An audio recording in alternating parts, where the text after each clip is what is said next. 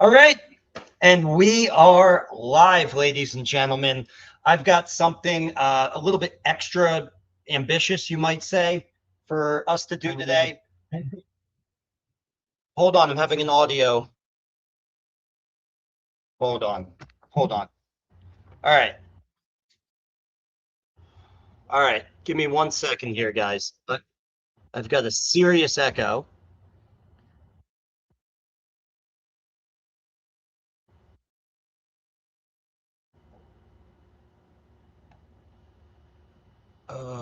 Why would it be doing that?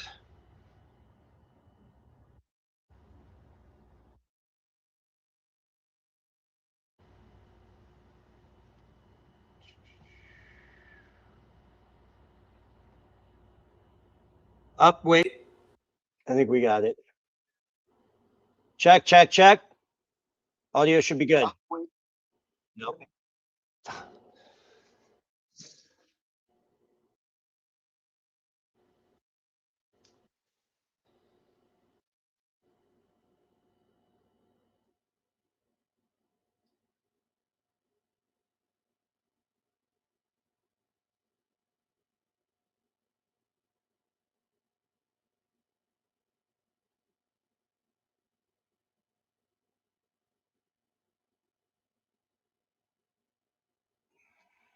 Settings. Sorry, guys.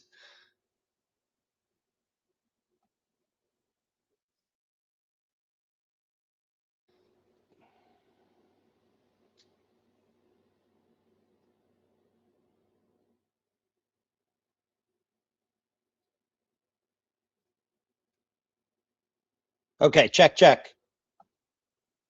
Check, check. All right. Seriously, let me know if you can even hear the audio right now, because I just had to, on the fly, correct something. It was replaying my own voice like 8 seconds after I speak out through my speakers. So I just completely turned all of my own personal audio off here, but I want to make sure you guys can hear me. John J. Long says he can hear the audio. All right, so we're going to pick up right where I left off there before everything got all screwed up. So what we're going to be doing today is checking out my main workbench. I have a big shop, so I have many workbenches. In fact, there's a whole downstairs to this that here, I'll show you real quick on the camera. So that's the lower level. That's more like the machine shop. It would be really fun to do a tour of that one day, but that's going to be a little bit more technically difficult to do live. I think, though, most of the value you're going to get from a tour is literally going to be a main bench tour, because I have geeked out seriously hard on my main bench. I've sort of optimized is maybe a little bit too strong of a word, perhaps, because nothing's ever truly optimized. But I have focused on the main bench in such a way that I've made it as efficient as honestly I think I can get, without going too far, which we'll talk about. We'll talk about how you can go too far with some of this stuff. Um, but let's go ahead and jump over to the bench right now. I think camera 3 is going to be most useful to start.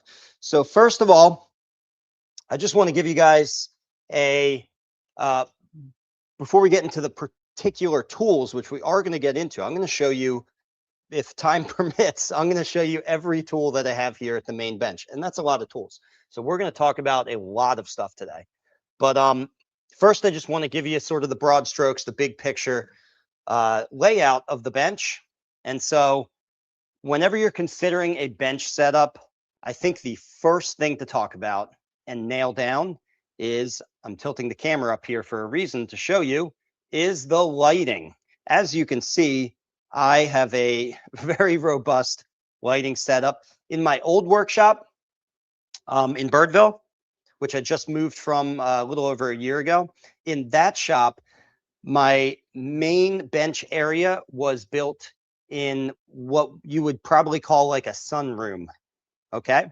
So before I bought the place, that room was used as a sunroom, meaning it had windows wrapping all around. So I had unbelievably great light, and it was true natural light, daylight coming in through those windows. And so that was one of the things when I moved here and started really building out the workshop. I knew I wanted to, as best as I could, replicate that with artificial light because I have to. I don't have the window set up here. In fact, if we look behind me, you can see the only two little pathetic windows that I have is this one right here.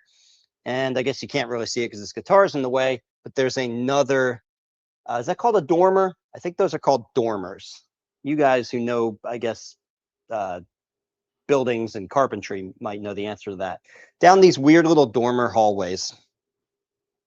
I hate those things, by the way. They just seem so stupid and inefficient, those dormers. Like a terrible use of space. You have this weird narrow hallway with just a window at the end, and there's like nothing you can do with it, especially in a workshop environment. But I guess they're not made for that. So anyway, neither here nor there. Let's get back to the lighting.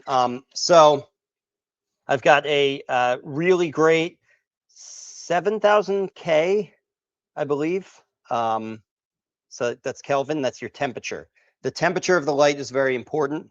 The lumens are important too. That's your brightness. But that's pretty easy to get nailed down. They make a lot of very bright lights. But you want to make sure that the color temperature is also a high color temperature, because a low color temperature means it's warmer. Like if you have, I don't know, 2,000 Kelvin, that's more like you're sitting at home with a glass of whiskey and reading a book, right? A nice warm light to make the environment feel comfortable and inviting. So it's great for homes. But in a workshop, we want a bright white, think like sterile hospital lights. It's just more conducive to work and to accurately seeing your work, especially when you get into stuff like finishing, which I'm actually working on right now with a couple of these guitars that are hanging. So that's lights. Oh, I guess I didn't mention the other lights I have above. I have these articulating Laguna lights that are actually designed, I believe, for use on a lathe. And I've got two of them. And what's cool is they rotate. They not only articulate, but they rotate like this. And so I have 3 workbenches here that are exact replicas of this workbench, exactly the same, down to the tool. So I have 3 of every tool up here. The reason I have that, of course, is because I teach hands-on guitar building workshops. And so we have a exact replica workbench for 3 people. And so these center lights I have set up so that students or myself can move them to wherever relevant to reduce shadows. The reason for so many lights is not to add more brightness. I get enough brightness from just one light. It is to reduce shadows. It's to have light coming in from not just one direction. If I turn all these other lights off and I just have this one, I'll get extreme shadows on this side, which is no good if you've got your piece of wood or whatever you're working on right here, and you're trying to read a ruler or measure against it, mark a center line. It becomes really difficult when all the light is coming from one direction. So this overhead light right here and these 2 lights on the side, I have found just really eliminate my shadows. And you can see it in the video. It makes the video quality a lot better too, of course, which that's a big part of what I do, is making these live streams for you guys. Okay, and how's it going in the chat over there? Okay, everyone seems good.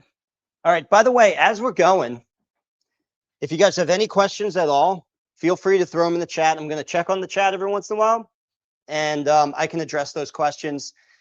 If those questions are not specifically about the tools and the things I'm showing you here, that's absolutely fine. If you want to take this dialogue in a different direction about tone woods or something like that, I can go there. Obviously, keep it guitar related. Okay, so that's the lighting. And And then one thing that I also really love about this setup is I installed these butcher block boards. These are just offcuts from somebody else's workbench project. I'm sorry, not butcher block. I said the wrong thing. I forget that. There's some, I think it's a local company around here that makes slabs for workbenches, essentially. And you can bally block, that's it. Bally block.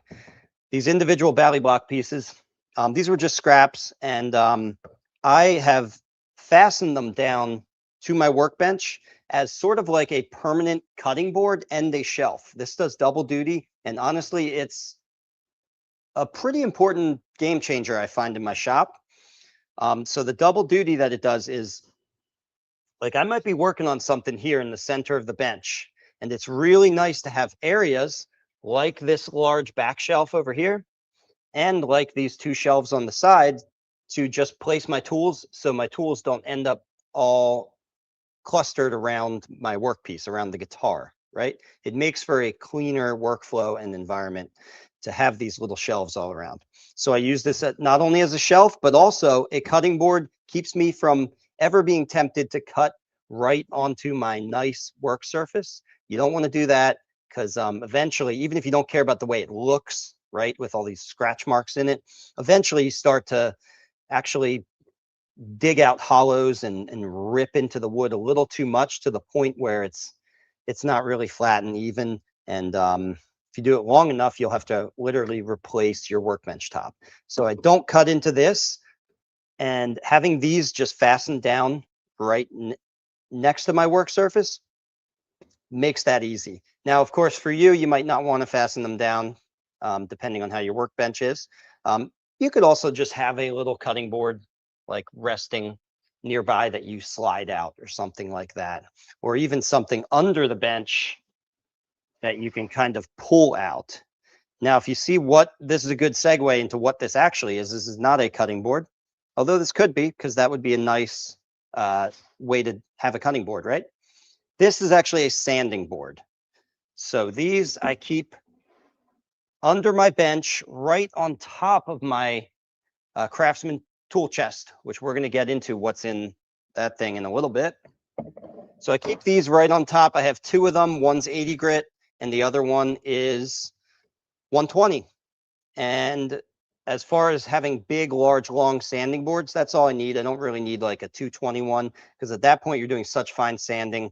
I can just have a piece of 220 in my hand or on a small block and that works fine. But having one for 80 and one for 120, super useful in the shop. So I'm going to go ahead and put that away. And yeah, we'll get back to more of that stuff a little bit later. I think I want to talk about what's in front of us here first a little bit more. I'm going to check on the chat real quick. Good morning, Eric. Glad to have caught your live stream. That is Tom Casty. How's everything sounding and looking, Tom? Audio's good? Everything's good? So on the back bench here, I've got a slightly raised shelf. I highly recommend, if you have the type of bench that is up against the wall, which I know not everyone has, and there's obvious advantages to having a bench not up against the wall and having it sort of out in the open space. I have both in my kind of large shop here, so I get to experience the benefits of both. So if you have a workbench that's out in the middle of the room, then you can access the workbench from all sides. Okay, that's very useful for a lot of things, especially just in general woodworking or in rough milling your materials. But when it comes to smaller guitar-sized objects, I find it's actually very useful to have a bench that's up against the wall and, better yet, fixed to the wall for, you know, maximum stability. I mean, this thing is fixed to the structure of the house, so you can't move it or rock it at all. You'd be moving or rocking the house at that point. So that's not going to happen. So anyway, It also affords you the opportunity, if you're up against the wall, to have a little back bench like this. I did this in my last shop, and I just found it so useful that I absolutely wanted to replicate it here. So the idea is simple.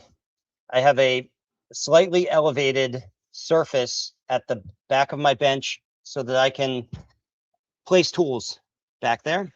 And what I like about that is rather than having like I don't know, a little hanger for all your tools back here, where you have specific spots for each tool.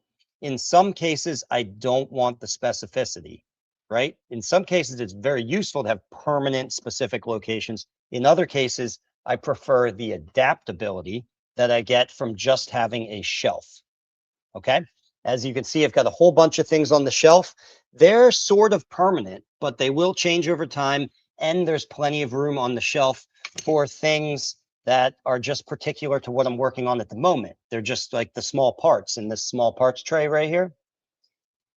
So whenever I'm working on things, I will place pieces of wood or job specific tools. I'll just place them back here on this shelf, and I don't have to worry about it all making a mess and cluttering up everything because I have plenty of space back here.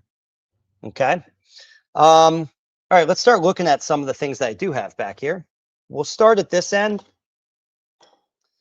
And oh, just as a little cliffhanger, so you guys know, I wanted to mention this out front because this is going to be really fun a little bit later.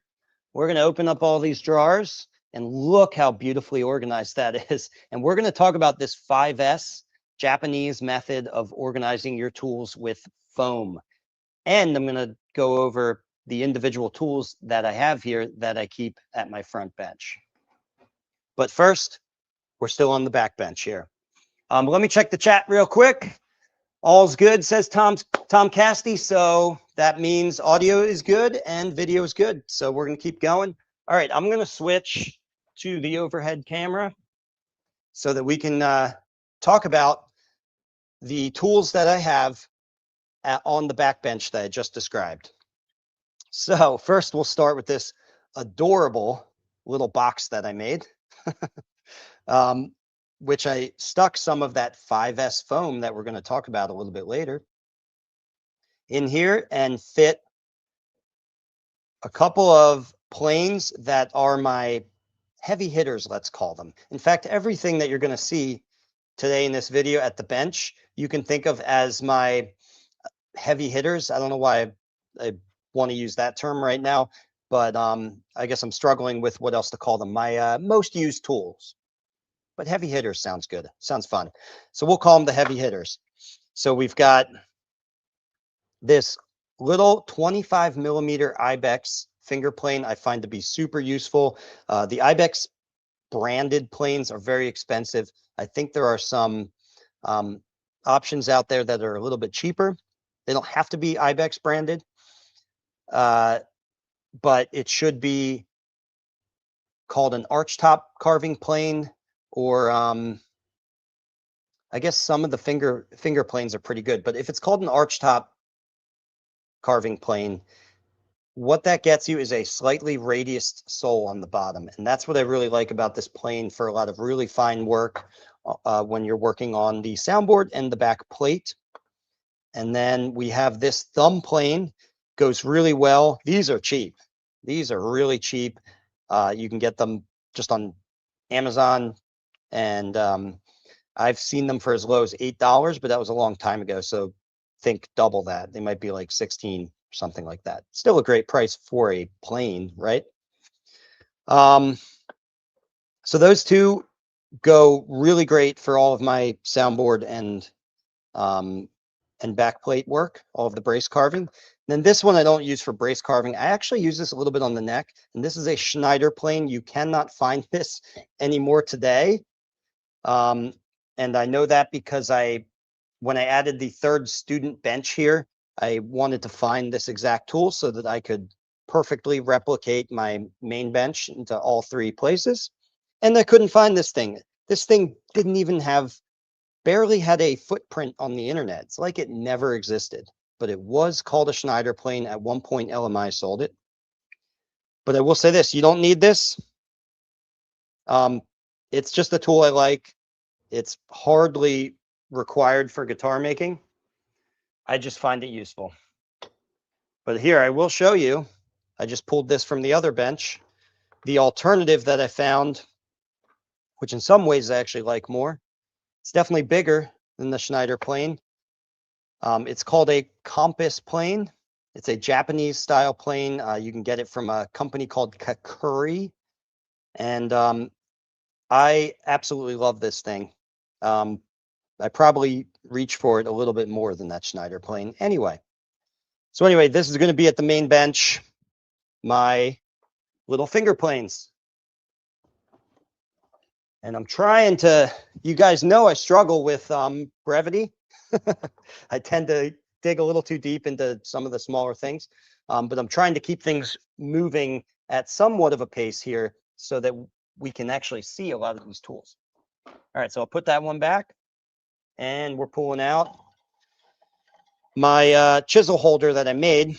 So why don't we start with the holder, because I actually think it's very nice and very useful.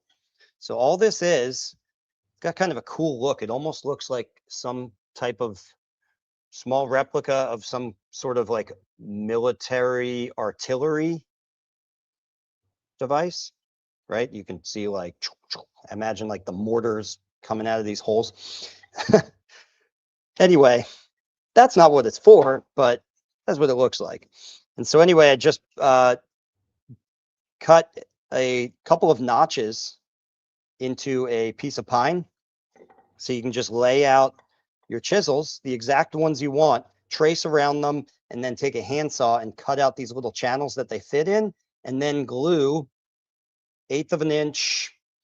Actually, the size doesn't really matter. It could be smaller than that. It could be 1/16 of an inch. But I used 1/8 of an inch plywood, piece of laminate material. I just glued to the top there to close it up and turn it into a nice little channel for the tips of your chisels. And I just like having that 45-degree angle on it. And then it just has these simple little legs. So you can, kind of move it around without it wanting to fall over at all.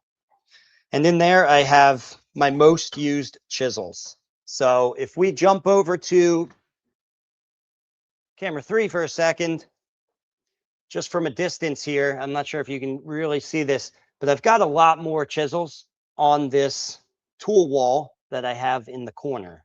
So I'm going to show you these 4 chisels that are basically like my heavy hitters, but just know that there's a lot of other chisels that I grab for little here and there type jobs. But these are my main brace carving chisels. Okay, so, oh, let me pull this out. Why am I putting it away? Here's what we got. These 3 2 cherries chisels.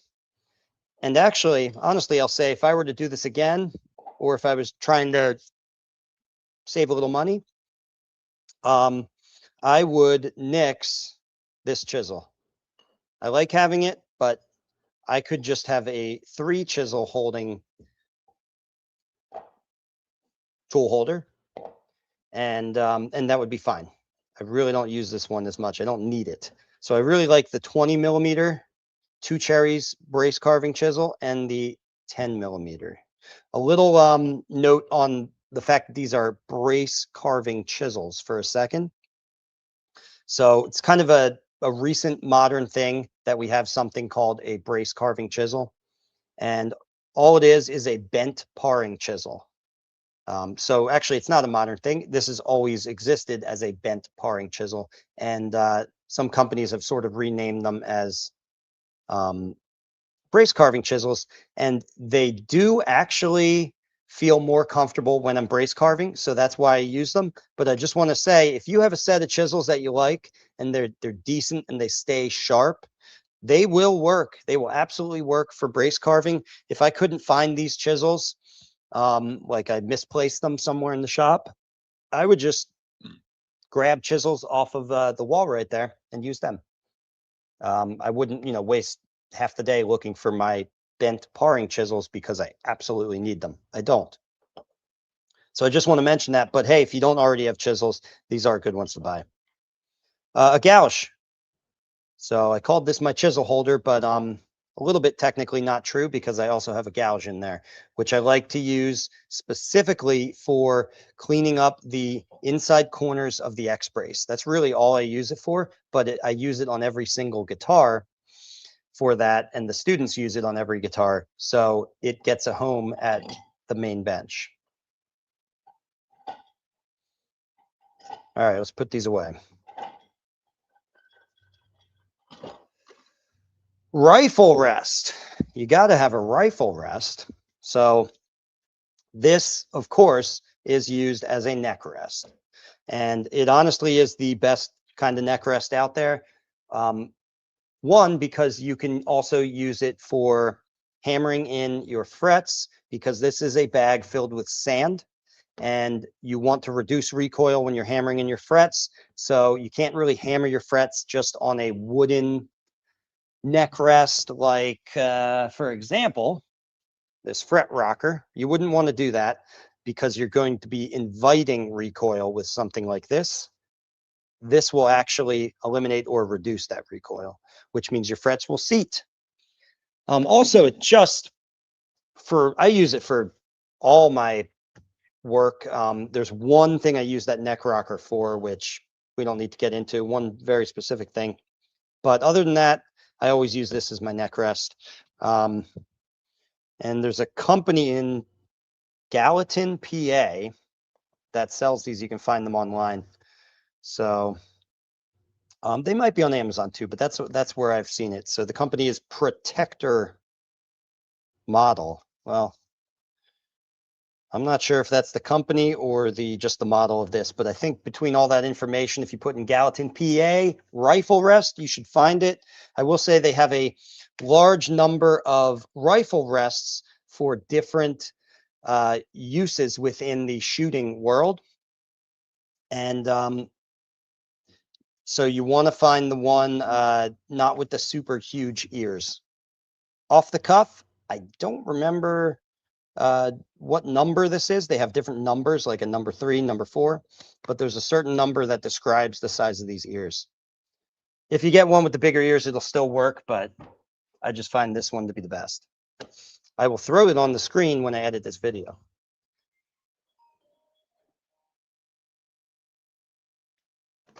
Okay, sorry, my phone was ringing. All right, so let's see the next thing we got here. This,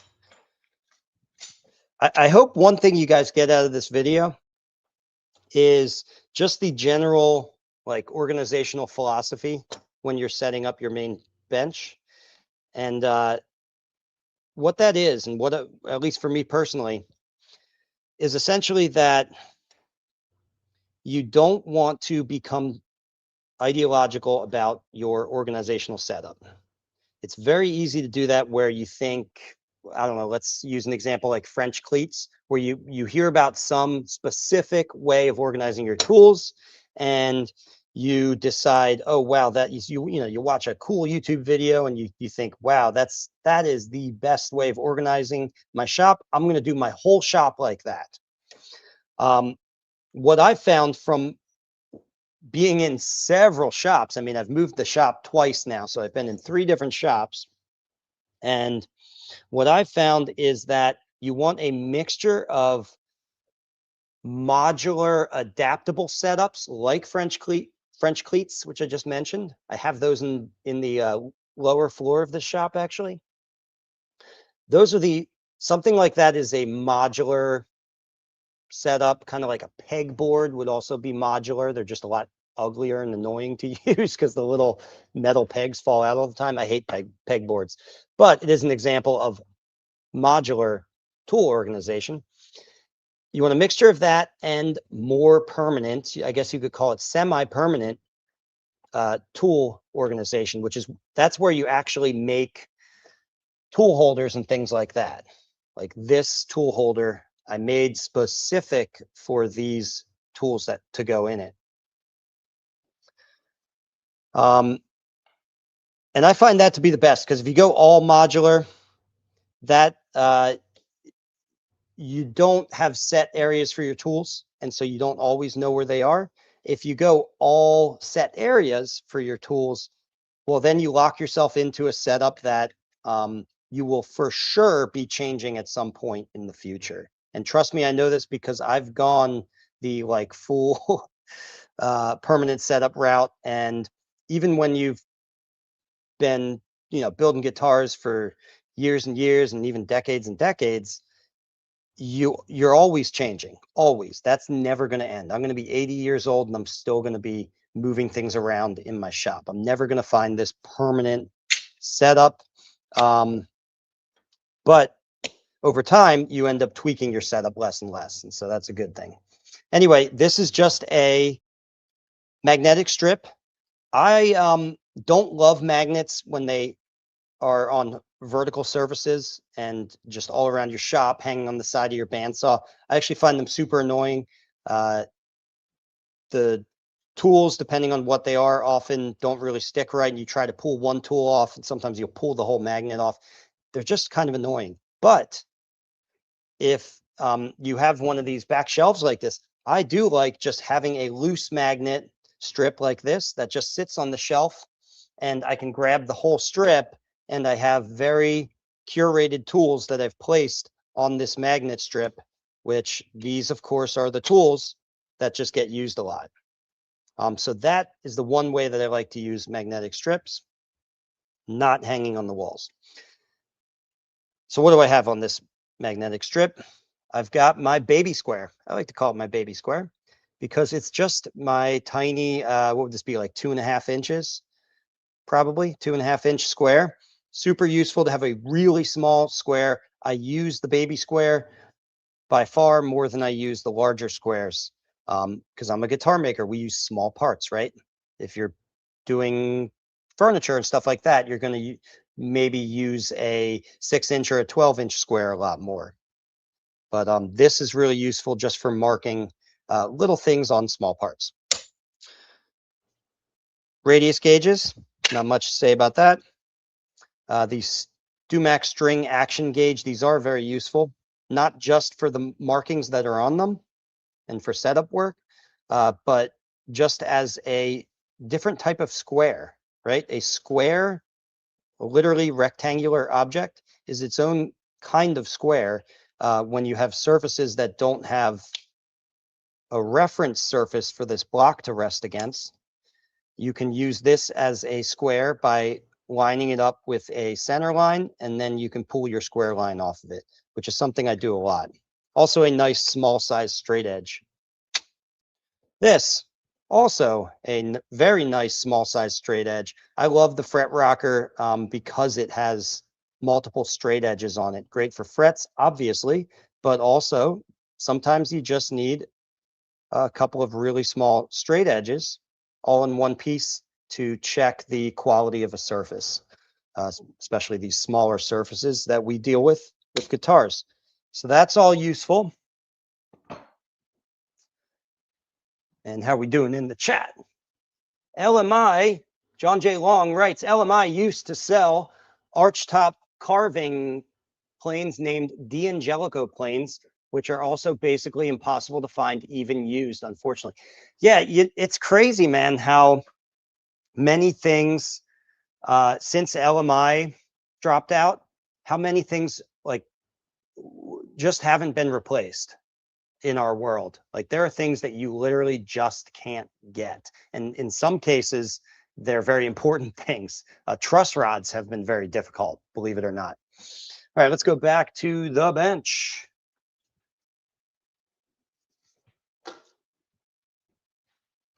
All right, so I already started to show you this, so I won't belabor it, but this was actually a lot of fun to make. Probably spent a little bit too much time making it, but I wanted some little caddy for my basic string change and tuning tools. In fact, even my guitar picks go in here. So I purpose built this to have a little cavity for the guitar picks. So these just sitting there like that. That Whoa. That just clips onto the edge. That goes in there. This is a capo. Capo sits in there because I use capos a lot when I'm setting up guitars and when I'm playing them. Bridge pin puller and your string winder. So when I'm in that, you know, string mode, setting, restringing, tuning, checking the, just checking out the guitar, right? I just get a guitar, I want to string it up, I want to play it, and I want to tune it. Everything like that is all in one place. I can just grab this from the back bench, pull it out, and then I have my guitar right here, and I'm doing my work. All right, so let's put that away. Drop some picks on the floor. Like I mentioned before, a parts holder. It's always great to have. This is critical and a great backbench item. The backbench is important because that's what you see in front of you. It's one of your main areas, if not the main area. And this is just a little bin. I got these bins from Walmart. They're just a really good size for stuff like this.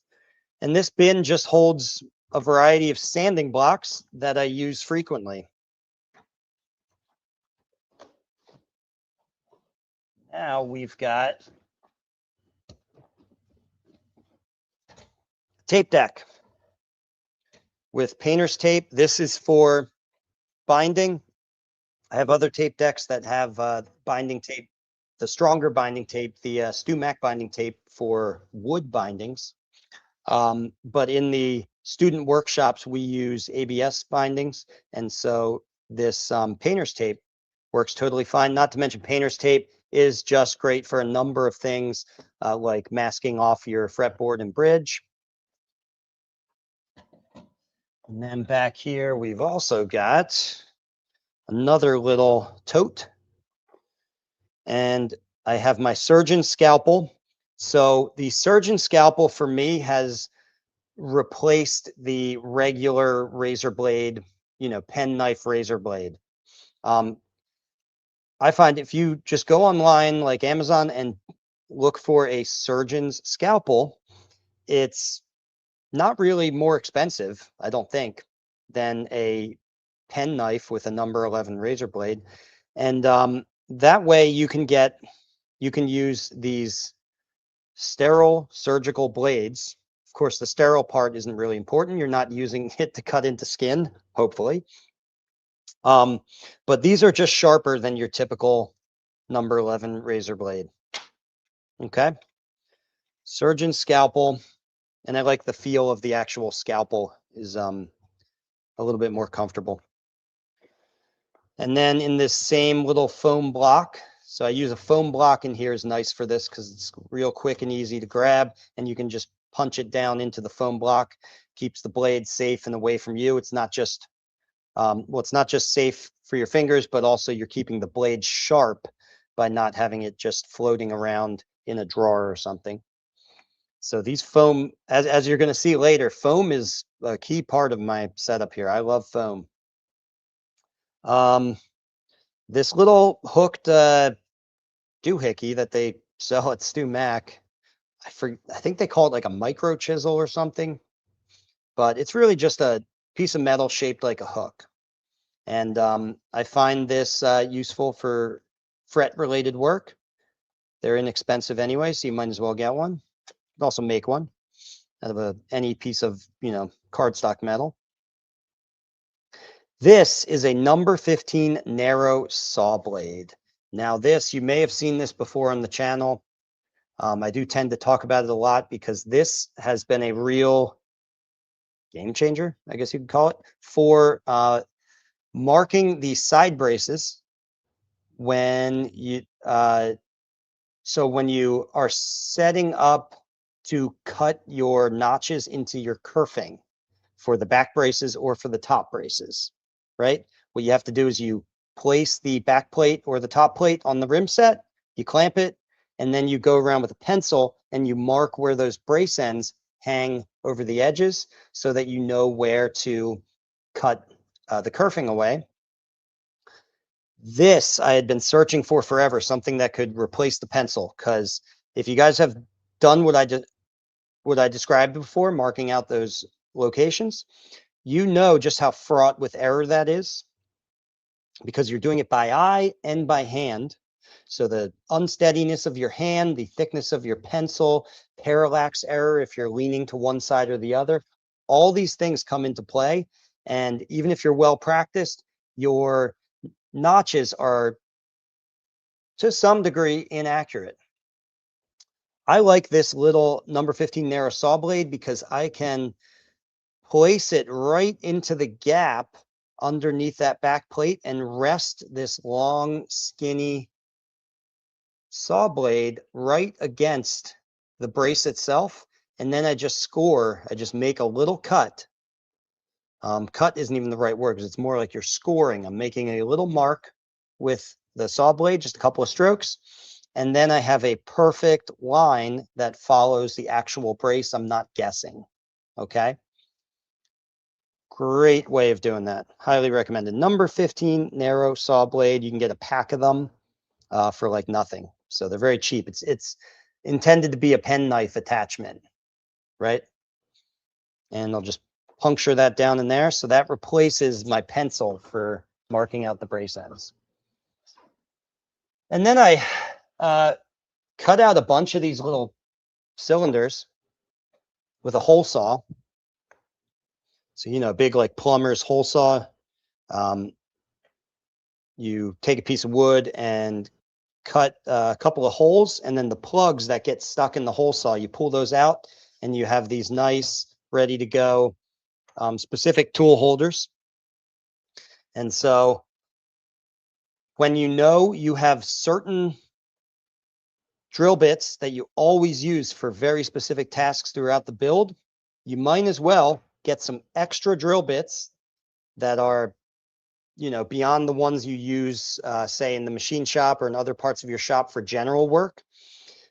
Like if you know you use a 3/16 of an inch bit for the bridge pin holes, which I think we all do, you might as well get an extra 3/16 of an inch bit and give it a home at your main bench, so you're not grabbing a new one every time.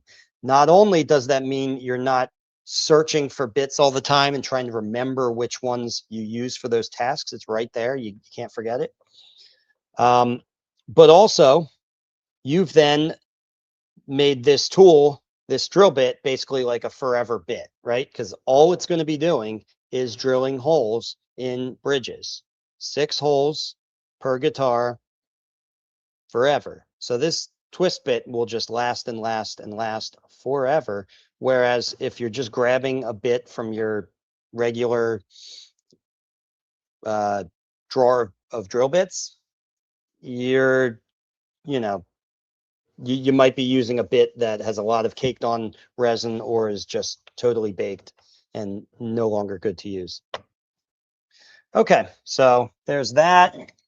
This one, of course, is not drill bits. These are needle files, which I use for a variety of things. A lot of it's, you know, fret work, but also some parts of neck shaping as well. An awl, obviously useful. It has a nice little holder. Let's pause there to check out the chat. What's going on, guys? Nothing. All right, you guys got any questions? Throw it in the chat. You know what to do. This I just recently got. This is sold as a gardener's nail brush. So I do have a garden here, actually. So this does become useful for that. I do get caked on dirt under my nails all the time. But that's not what it's for. This is a file cleaner. And I picked up this idea, by the way, from a long while ago.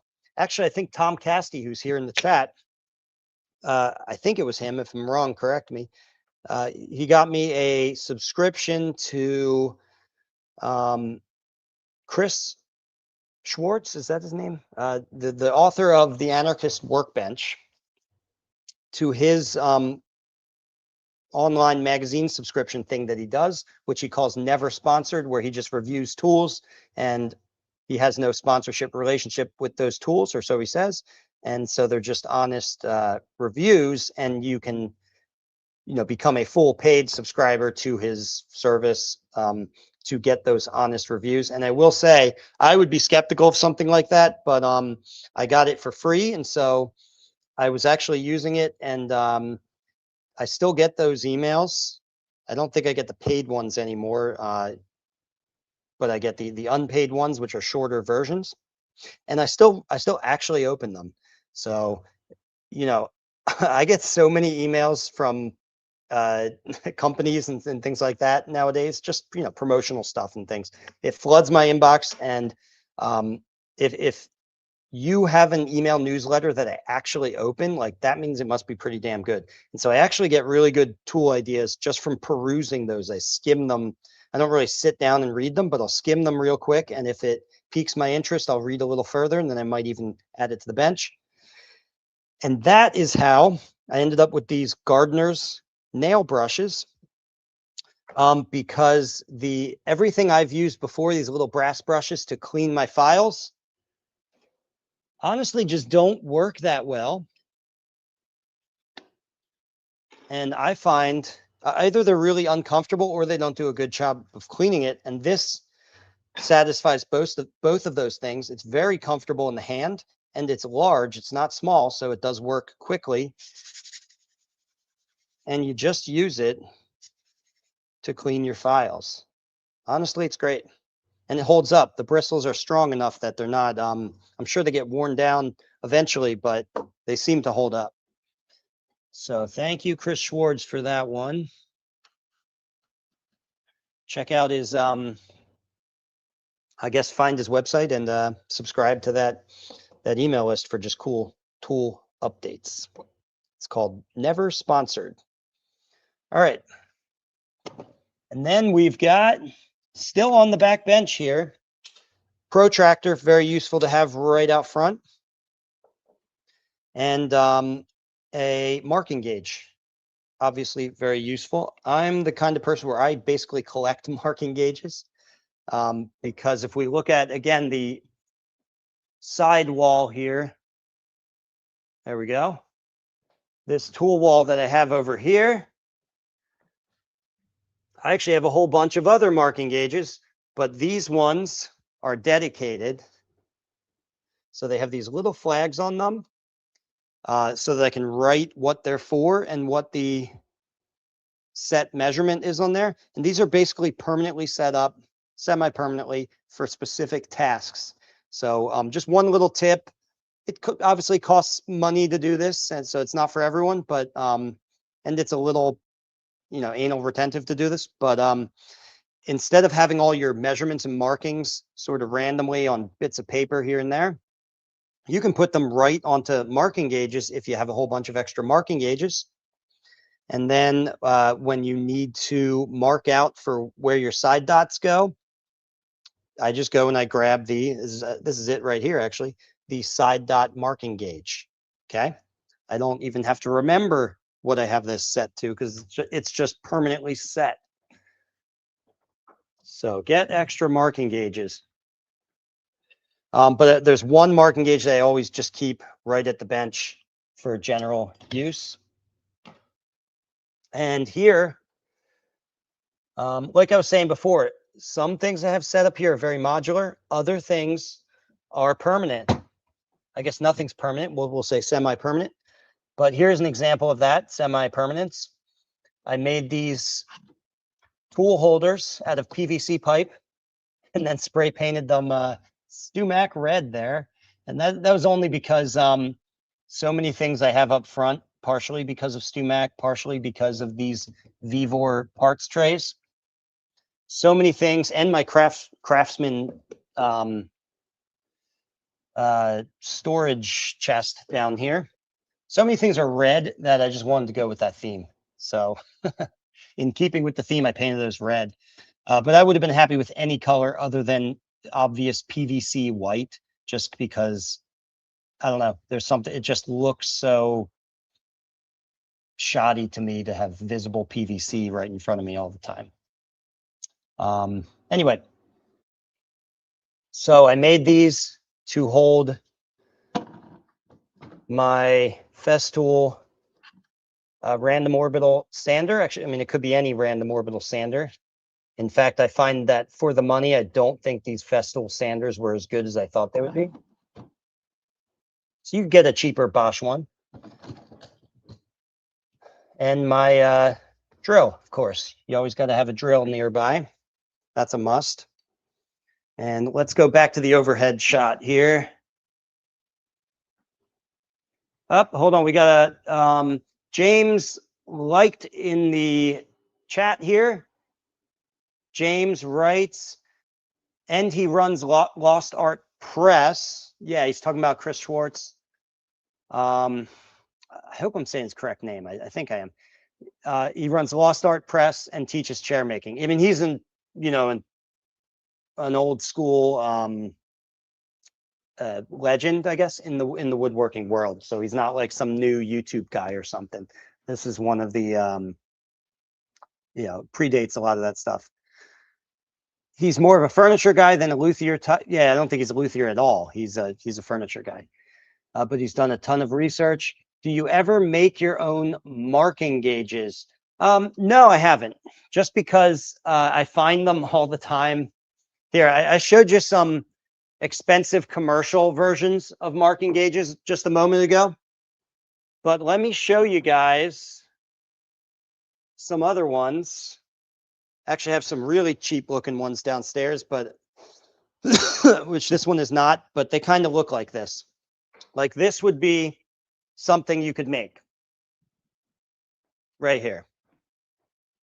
But this is made by Crown Tools. And as you can see, very easy to make. You have it's almost like a turning blank, a little pen blank of wood right here. You could probably buy that and use a pen blank. And then a little square of wood here. And you're going to drill a hole for a fastener to go in there. That'll lock its position. And then you're just drilling another hole for a nail, right? A sharpened pin that you just wedge in there. So that's quick and dirty. I mean, that is what a marking gauge is. You can definitely save some money there. Okay, I just want to check the chat for other questions real quick. And Tom Casty writes, Eric, I wasn't the guy who subscribed you to the honest reviews. Yeah, that was somebody else then.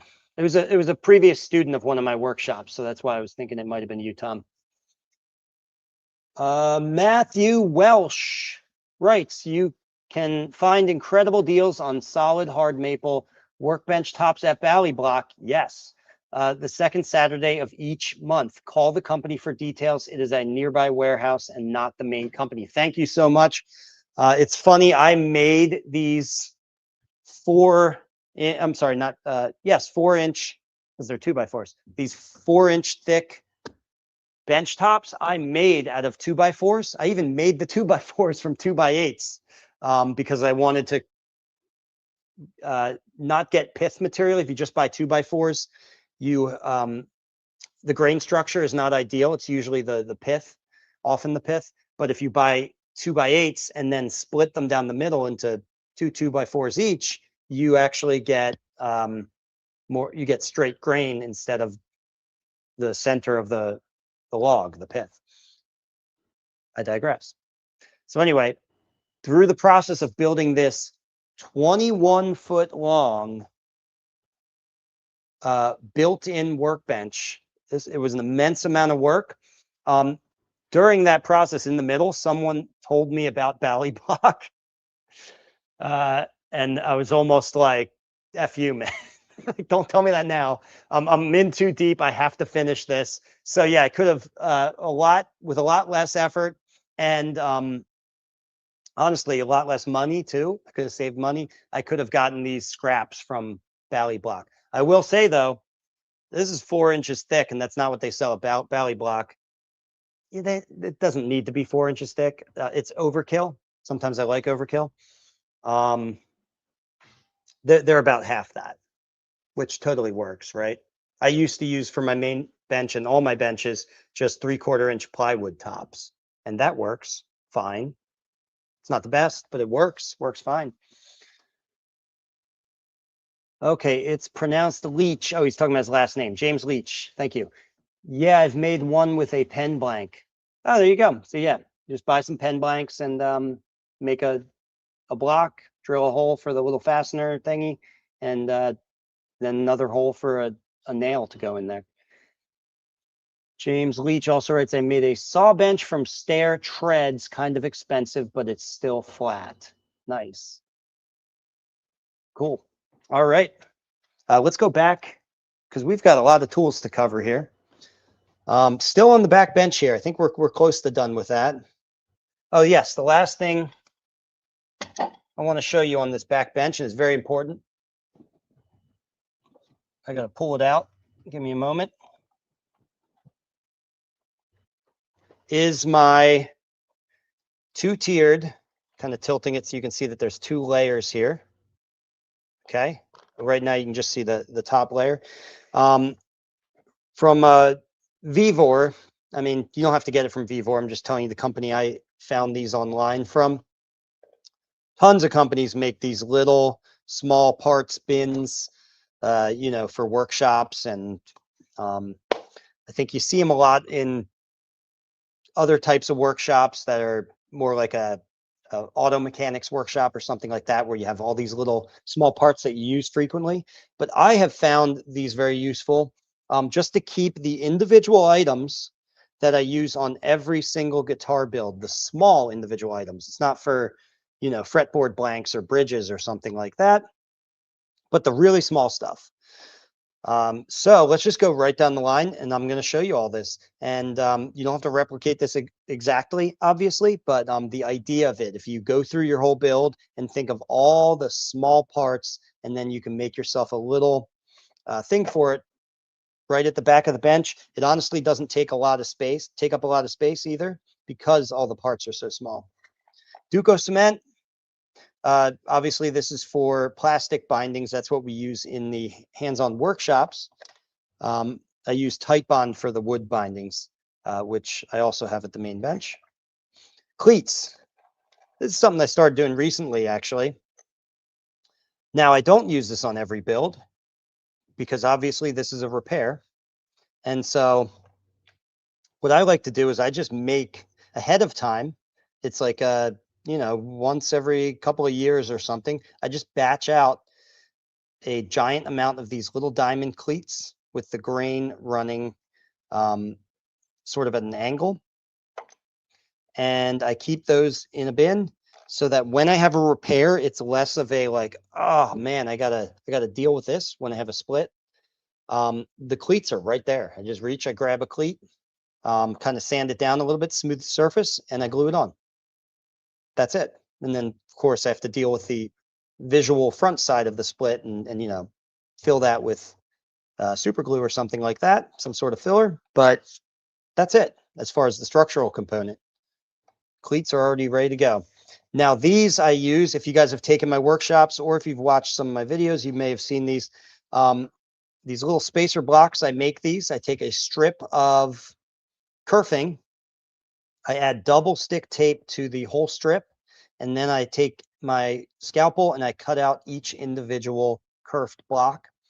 And what these are then used for, when I'm laying out my bracing pattern, before I take it to the go bar and glue it, I place my brace blanks down onto the soundboard and I peel the backing off of the double stick tape and I stick these down at various locations to hold the position of those braces so they can't slide. They butt up against the little blocks and they're not going to slide when you put the go bars on at all.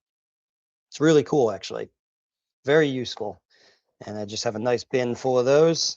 Mother of pearl, fretboard face dots. And you can see, man, this is crazy. Like these little bins here function as bug traps. I get lots of bugs sometimes in the shop, depending on the time of year. At a specific time of year, these ladybugs kind of invade and they all end up dead in these parts trays because they at some point walk into them, I guess, and they can't get out because of the sloped walls. So there's like a dozen dead ladybugs in here. Anyway, and for some reason they seem to like, maybe it's the color. They seem to like the mother of pearl bin more than the other ones. They're drawn to it. All right. This is a knife threaded insert, obviously for the bolt-on mortise and tenon. And here's the bolts themselves and the Belleville washers. A Belleville washer is just a conical washer, so it has a slight spring force, which prevents your bolt from backing out due to any kind of vibration. And then we have, oh, there's another bug, a stink bug, dead one. Then we have side dot material. I don't use these much, but we do use them sometimes in the hands-on workshops. I tend to use little mother of pearl dots. And then on the lower rack here, which you can't see from this angle, but I'll just pull them out. There's chalk, a whole bunch of chalk. There's bridge pins. Right now, these are water buffalo, which is really cool. Water buffalo horn, obviously. Heel caps, end wedges.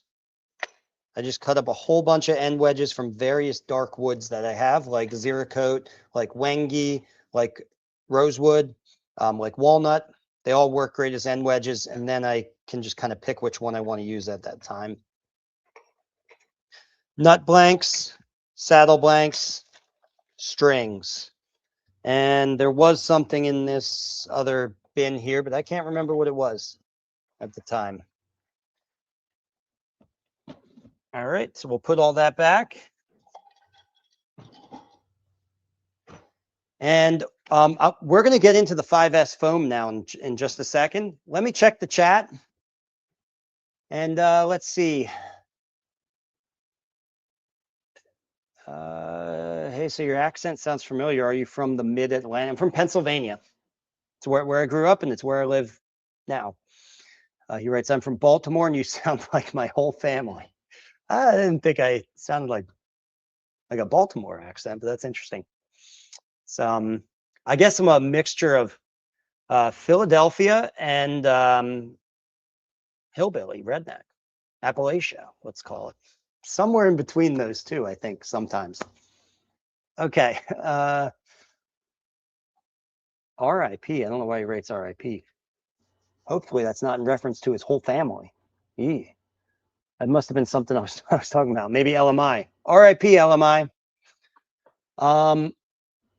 Okay. Do you use nylon bolts? No, I do not. I saw a classical guitar maker use them for weight reduction purposes. I didn't even know nylon bolts exist.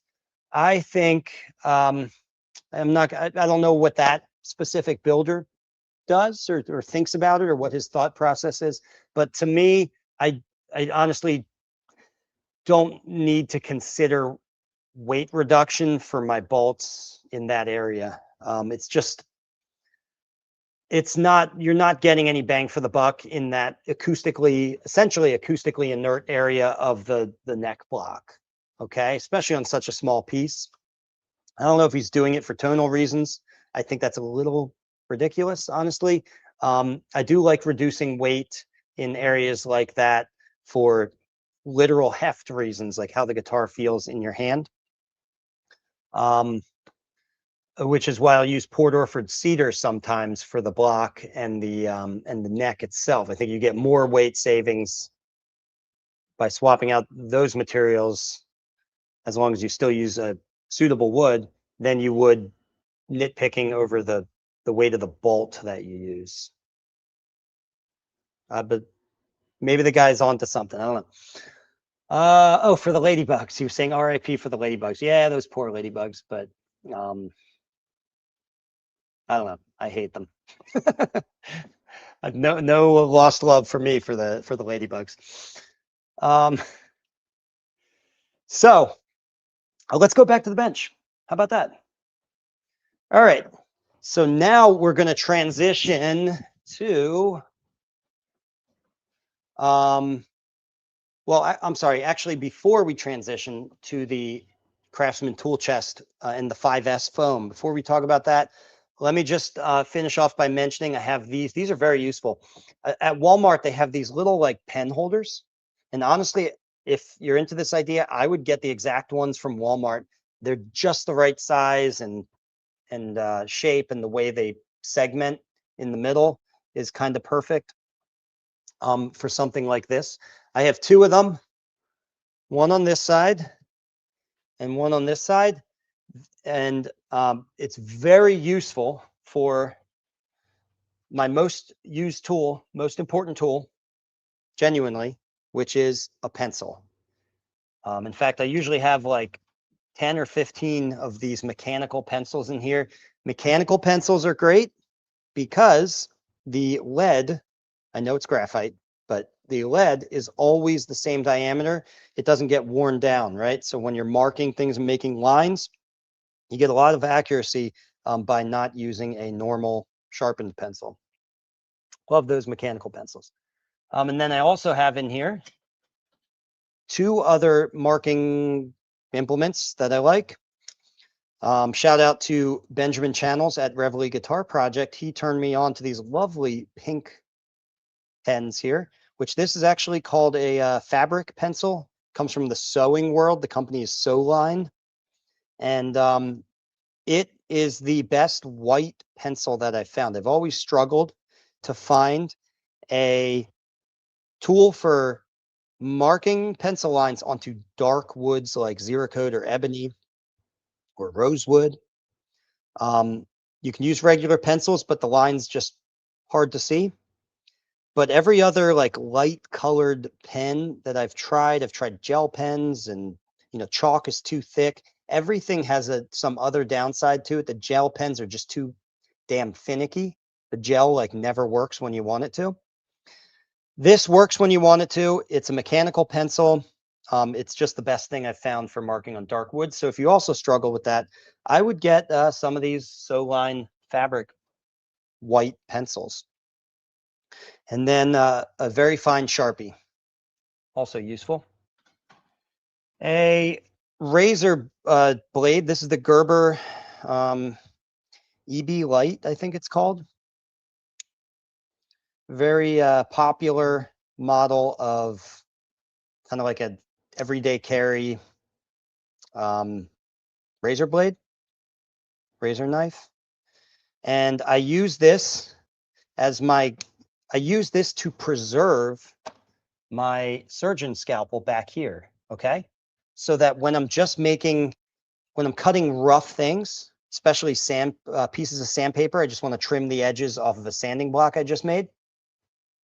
I'll grab this. This is my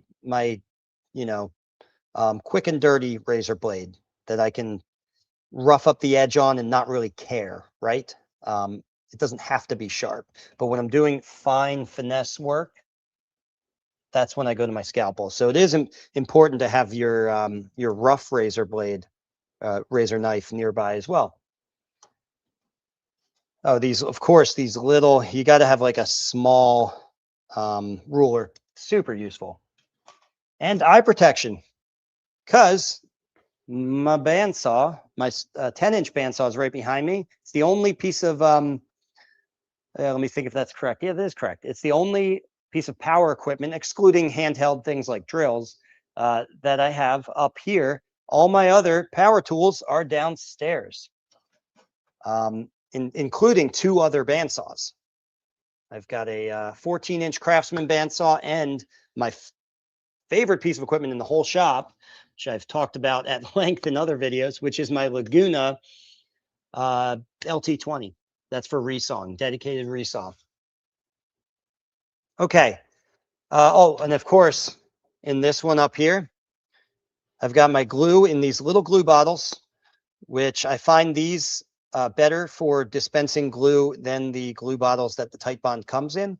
You can find on Amazon these little glue bottles. I don't know, just put in the appropriate words until you find something like this. Glue bottles, empty containers, you'll find it eventually. Something that looks like this. There's lots of them out there. If it looks like that, it is that. It'll work. Also up in my dispenser up here is a brush just to remove dust. Helps visually so you can see things when you're making marks and stuff like that, when you're sanding a lot and then marking. Always great to have just at the ready, easy reach. And my glue squeeze out sticks. I just keep a whole bunch of them. I bevel both sides of these just so I have two sides to work with if one gets dull. I have to, sharpen them less frequently then.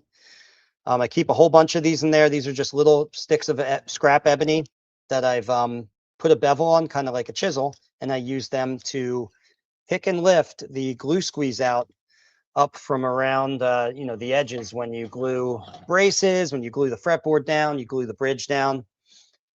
This is way better, by the way. We could get into glue squeeze out cleanup technique, but I don't want to digress too much. But I will say this is way better than wetting a paper towel and going in there and just basically smearing it around with that wet paper towel. Okay. All you need is a dry stick to clean up your glue squeeze out and an appropriate way of picking and lifting the glue up rather than dragging and smearing. Okay. So I think we are ready to get into all of these tools that I keep in here. We've already talked about the sanding boards. So we're going to switch back to the overhead camera. And, well, hold on. I just want to read some questions first, and then we'll switch to the overhead camera. James Leach again writes, hey, I know this is off topic. Off topic's fine. But what are your thoughts on oil finishes like boiled linseed oil or Tru Oil for the body of the guitar? Tru Oil, that's funny you ask. This is Tru Oil. This is Tru Oil, and that is Tru Oil. These are all Tru Oil. I use Tru Oil pretty much exclusively at this point. I love Tru Oil. I use it for the whole guitar, the body and the neck. Boiled linseed oil by itself is not really. It's not a true finish. It's not enough of a finish. I use boiled linseed oil on the surface of the fretboard to condition it, essentially. But it's not, boiled linseed oil isn't going to really build and protect your guitar, and it's also not going to really look like it's finished. Okay, and I don't even mean like it's going to be too satin. It's gonna almost look like dampened raw wood. If other people use exclusively boiled linseed oil and they get fantastic results, then, go ahead and give it a try. But that, yes, for my opinion. Boiled linseed oil, though, is in Tru Oil, I think. I know tung oil is. I think boiled linseed oil is in there. And then there's a whole bunch of other things, and then it's polymerized. Tru Oil is polymerized, which essentially means it's heated to, like, I don't know, 500 degrees or something. And something about that heating process allows the finish in the end to actually be buffed to a little bit of a gloss, not quite like a high gloss lacquer or polyurethane, but it's an oil can actually be at least a little bit glossy, which is why people like it so much. So yeah, that's my thought on Tru Oil. Let's go back to the bench. All right. And yes, now we are into the tool chest.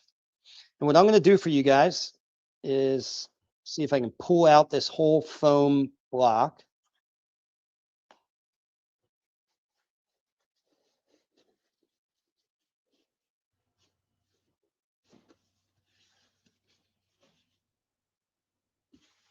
All right, look at that. This is the magic of 5S foam.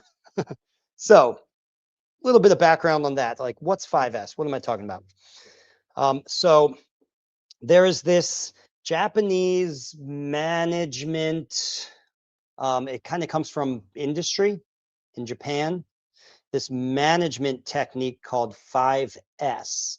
Maybe even management. It's more about organization. Organizational technique called 5S. And I forget exactly what the 5S's stand for, but it's basically a system for being just ludicrously organized. And that's one thing the Japanese have really got down within their industry, which is that like every tool has a place and everything's sort of color coded and labeled. So the S's are like sort, I remember is I think the first one, set in place, shine.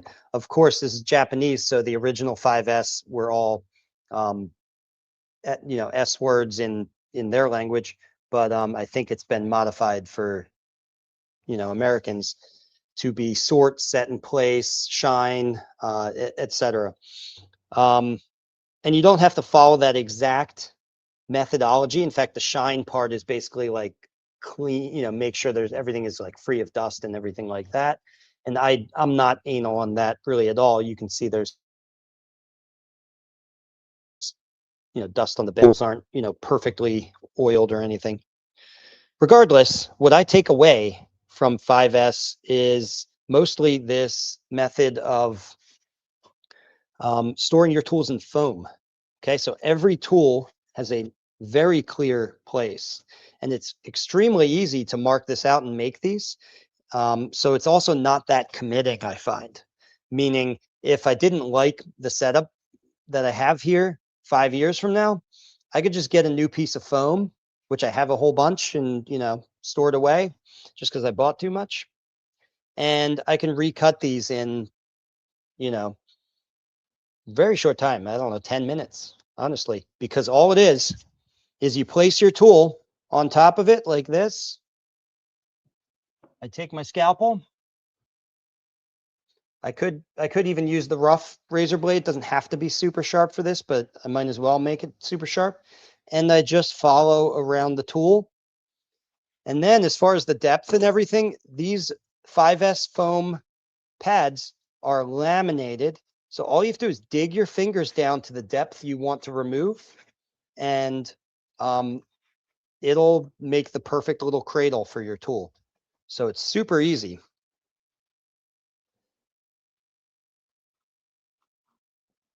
So yeah, if you're, I will say what's called 5S foam is always a little bit more expensive, but you are getting something important with that, and that's the fact that it's in these laminated layers, which is what makes it so easy to score and then remove to exactly the depth that you want to set your tools into. If you get just any other foam, I think the depth aspect of this is going to be a struggle. Okay, so you might want to just shell it out for the 5S foam. And I think I got this from Uline, but look it up. You can, I'm sure, find it somewhere. 5S foam. So what do we got here? In this drawer, this is my top drawer, and I've got my notched straight edge, my Saddle-matic, a block with numbered holes. This is for fretting. When you size up your individual frets for each fret slot, having a block nearby with just a number of holes out to 24 holes gives you a place to store those as you're cutting them, so you don't lose track of them. I have these two little bins here. This one is full of pins. So these pins are just finish nails that I've ground the head off of and the tip. And that makes a nice little pin for locating. Actually, I use them for a variety of things, but primarily for locating the bridge and keeping it from sliding when you glue it down. I pin it in place through the fret slots. And these are individual offcuts of the fret wire that I typically use. And I use this to check the depth of the tang and make sure it's not bottoming out in the slot.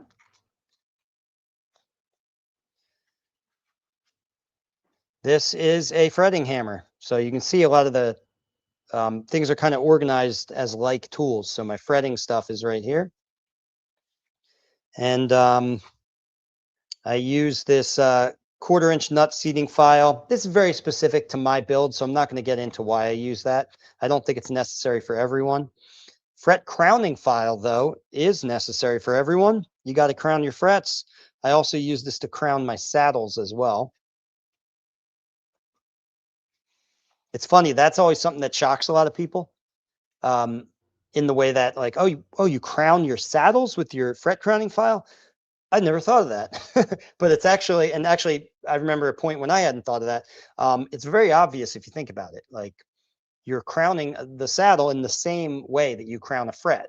Also, your saddle is roughly it's usually a little wider, depends on what type of saddle you use. Mine are fairly wide, but your saddle is about the same size as fret wire too. So anyway, it's just an obvious answer to that problem rather than, taking a regular file and carving out the edges haphazardly. Fret nippers, again, staying in the theme of frets. And now going a little bit outside frets, here we got some nut slotting stuff. Here are my nut files. I actually have the StewMac like double-sided files, and they're fine. They work, but I actually don't like them as much as these cheap Uo Chikyu Japanese files. These are a lot cheaper. The really thin ones do break, like the 10 and the 13. That's an obvious downside. It's because they're so thin. But other than that, I just, you know what it is with the StewMac files, I don't like the fact that they're tapered. I just don't like the way that feels. I like a good straight nut slotting file. So, hey, if you haven't bought nut slotting files yet, good news, you don't have to get the really expensive ones. You can cheap out, and honestly, I think it's the way to go. A half pencil for marking out your nut. When you rest this on the first two frets and scribe this right across, and it'll leave a line that gives you exactly the height of your fret tops onto the nut. Good way to start marking out the nut shape. And then this is also for nut slotting. This is called actually two different names for it, either a rhombic file or a feather file. A little bit hard to find, a little bit of a niche item. But this is good for initially marking out the locations of your nut slots. You're, getting a starter notch onto there before you then follow up with the appropriate gauged file. This little keyhole saw, actually, so this I use for cutting the string ramps in the bridge pin holes. Right, StewMac sells these for that exact purpose. So I think bridge pin slotting saw, I guess that would be called. And of course, the StewMac string spacing ruler, honestly, is very useful.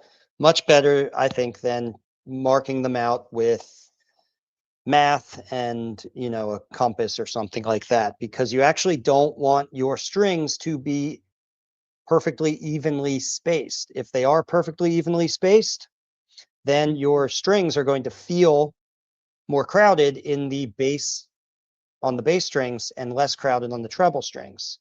Because what you actually want is equal spacing between the edges of the strings, not equal spacing between the centers of the strings, because the strings are not all the same diameter. And this achieves that. All right, let's put this one away. I think I covered all those, and we'll go to the next drawer.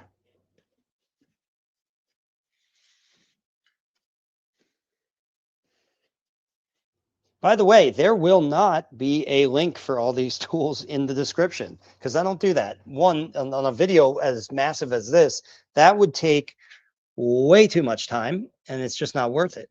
But also, it's a good thing for you guys, because I think what it tells you is that I am giving you an honest review of my tools here, because I'm not sponsored by StewMac or any company.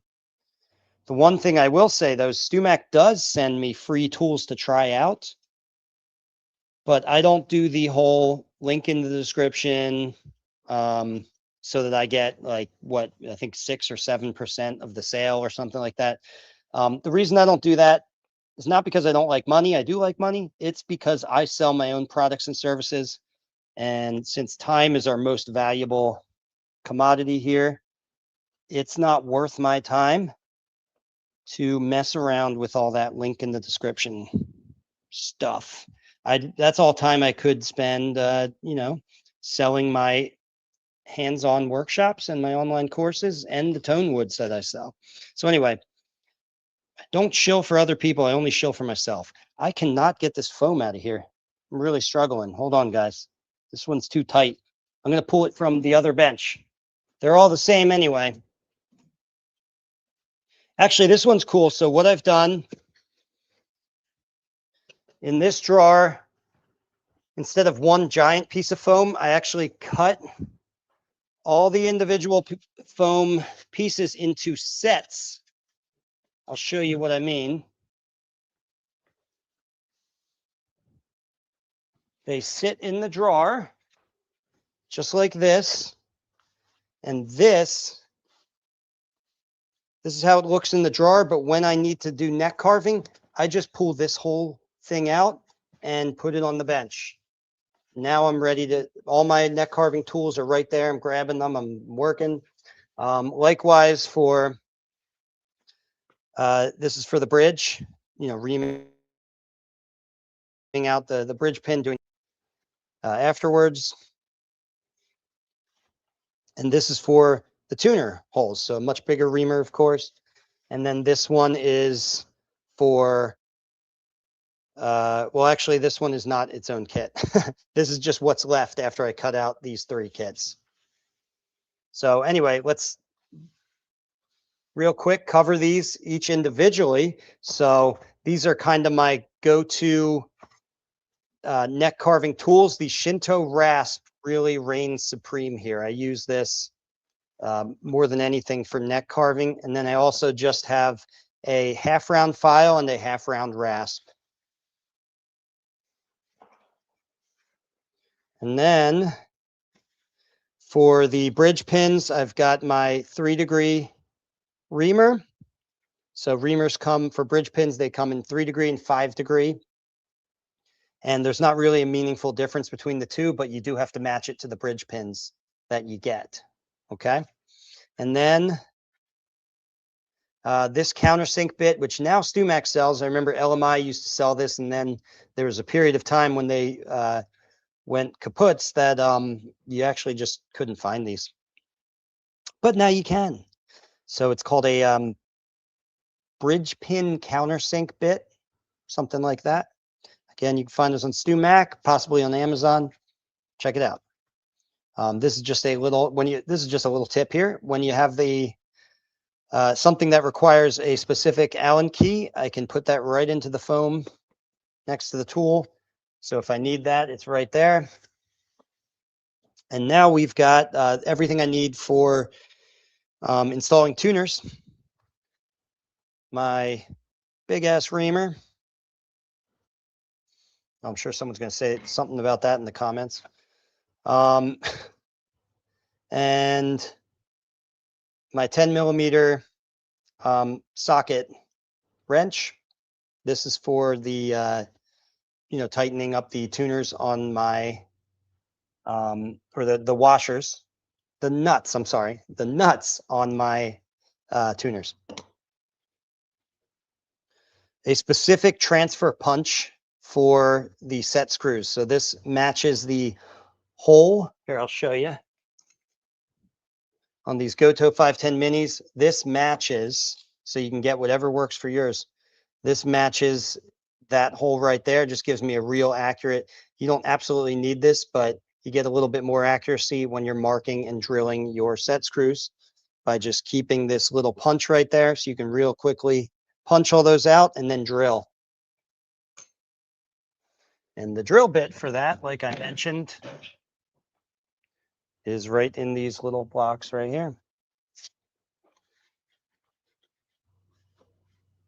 And then the screwdriver or a screw extractor. It's a little bit different from a screwdriver.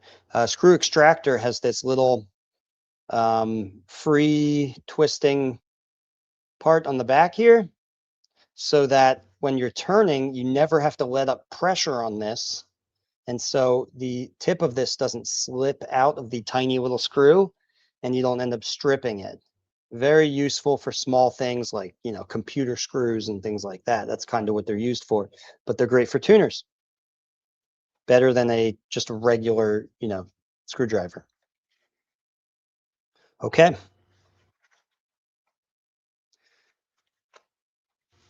And all right, and then this, I've talked about this before, but for you guys who don't know, this is the Elevate. This goes in the drill. This is the Elevate Lutherie rolling pin sander. This goes in the drill, and it is used primarily to flatten your sides after you assemble the sound box and get everything nice and square and flat in preparation for your binding work. And then also once the binding is in, you can level out your binding with this as well. You need a Lutherie specific rolling pin sander if you're going to use this to speed up that process. And this is really useful for getting into the waist area, which is difficult if you're just using a hand block. You can't really get into the waist. You need something round like this. So this works really well. I will say though, for the other benches, let me pull one out. When I set up these other benches, I did not get the Elevate Lutherie one. I got this Geiker one. It was way cheaper, and I was worried that it wasn't going to work as well. It works just as well. It's a little bit different. It doesn't have a sanding sleeve. You wrap the sandpaper onto here. You use sticky back paper. And I kind of like that because I don't have to buy all these sleeves, specific sleeves for just this. Although I will say, I think I heard that Elevate switched to doing that too. So either way, the Geiker one is still cheaper. So it's a win for me. I like Elevate as a company, but hey, man, the money is right on this one.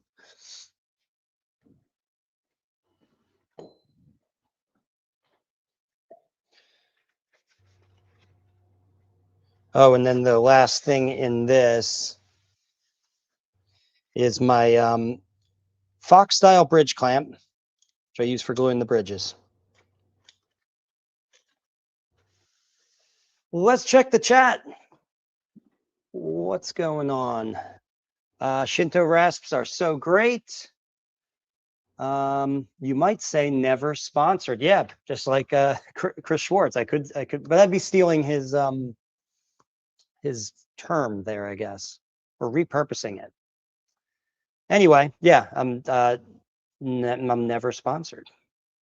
But again, StuMac does send me free tools, which I appreciate. Keep doing it, StuMac. But yeah, I don't do the whole I don't get paid through some sort of commission thing. I could. Again, I just don't want to. It's actually, I would lose money because again, my focus would be on selling their tools and getting a pittance in return rather than selling my workshops and my online courses and my tone woods and all that good stuff. Shinto rasps are so great. Absolutely agreed. It's funny. I remember when very few people had those in the guitar making world, and they kind of now it's almost like a required guitar making tool. Everybody's not everybody, but a lot of people are using them. The dragon rasps I hear about a lot too. I haven't tried those. Yes, Elevate sells both versions now. Oh, okay. Yeah, I think that's right. So Elevate sells the version where you put the sanding sleeve on it and also where you wrap your sandpaper on it. My preference would be wrapping the sandpaper on it because I always use sticky back sandpaper anyway. Then I'm not stocking another item because the sandpaper does wear and honestly fairly quickly. So those sleeves you're changing out pretty frequently. Back to the bench. All right, let's get these to the side and then we're going to pull out the next drawer and see what's in there. All right, and this one I'm not going to pull out the foam because there's only a handful of larger tools in here. It's easier just to pull out the individual tools. A saddle slot jig from Stu Mac. If there's any jig that is like a must-have, honestly, it's this. I don't know what I would do without this. And then I have these little shims that I put under it when I put it on there. And I think, honestly, this is just what I think is an oversight on their part. I find that if I just clamp the jig down, it's sometimes not quite tall enough and the edges are rubbing on the top of the bridge, and I don't like that. So I just put these little shims. I always keep them with it, and I put these shims down there. So if you're experiencing that problem too, there's your solution. You can shim it up. Maybe my bridges are just slightly taller than they expect when they make this, but I'm surprised they didn't just make it a little bit with a little bit of extra leeway, make it a slightly taller. So anyway, but it's still great. It works. I love it. And then we've got a fret end dressing file. Not much to say about that. This is a cam clamp that I use specifically for setting up the bridge to be glued. All this is, it's a cam clamp that I mean, look how ugly this is. I just simply taped a piece of, well, in this case, it's a piece of like old flooring, but it could just be a piece of wood. A little block on there to raise this up. And this is simply so that if I'm clamping the bridge into the body, I can just use this cam clamp, and this little block gives me a little bit of lift so that the X brace, so that the clamp can get past the X brace, right? And when you go to clamp it, it's not going to be cantilevering off the top of that X brace because this is a little taller. But this basically has become a permanent tool. Initially, I would, every time I got to that step, I would put a block on there, tape it, and put it in there. But I have so many cam clamps that now I just keep this as its own dedicated tool. Of course, they make these bridge clamps that you can use. I just don't have those. I have a different type that doesn't quite work like this. Okay. All right, flat beam.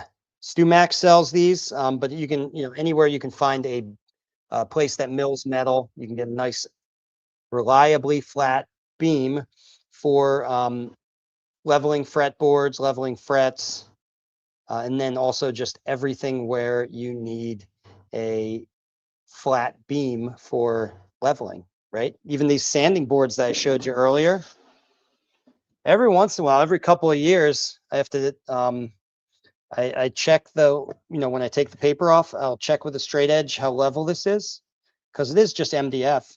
It can get a little worn in, and then I'll just re-level it. And this beam actually helps me do odd jobs like that, along with a good sharp number 5 jack plane.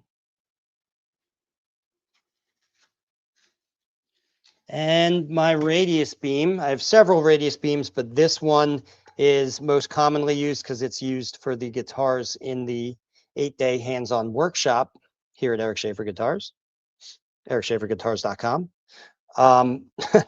So this is my 20-inch radius beam. That's what we use in the workshops. And obviously we use this for leveling the fretboard. And if you need to level frets, that's what it's for as well. All right, put this away.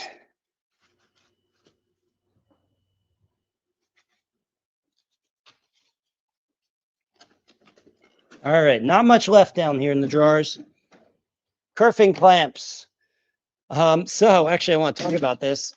I know I've done videos in the past where I use these as kerfing clamps. I made like 500 of these or something insane. These are just mini C clamps that I've cut the little long bar at the bottom. I've cut that down much shorter.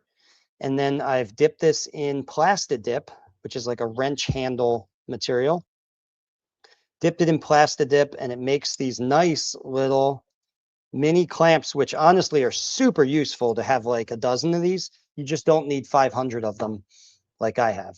I don't know if I have exactly 500, probably not, but I have a giant bin of them over there that you can't see.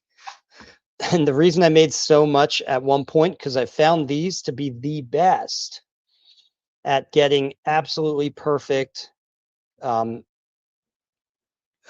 up of your kerfing without any little curl or gaps at the edges. You know how, I don't know if you guys have experienced when you glue your kerfing, if you get like little gaps along the inside, especially where it, curves a lot. I have found this to get them absolutely perfect if I just use these back to back to back all around the kerfing. The only reason I have I'm showing you these here is because eventually I drove myself mad doing this, because this takes forever to install your kerfing.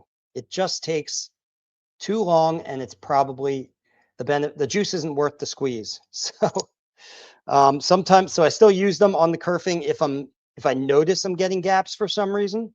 Maybe the way the sides are bent, there's a little bit of a sort of warp there. I can actually like get it perfect with these despite the slightly warped sides. But generally speaking, I've switched back to using regular old clothespins with rubber bands. They work good enough, right? Everybody uses them. Works for them, works for me. I think it's great. So I'm back to these. I do recommend making some of these though, because these are incredibly useful for lots of just small part problems you have with small parts. It's actually one of my most used type of clamps. And again, all you have to do is cut this part down short and dip this in Plastidip, this and this also in the Plastidip, which just takes the bite off of these hard metal edges. And it holds this little piece in here and makes this easier to grip and turn without, cutting your fingers. Okay. So let's put these back. I use these to install side braces, by the way. I still use them for that. They work great.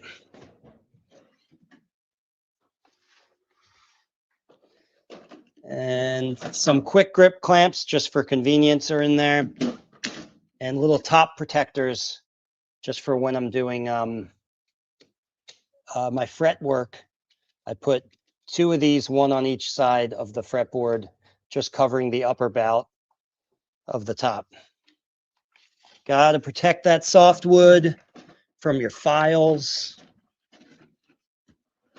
and everything else.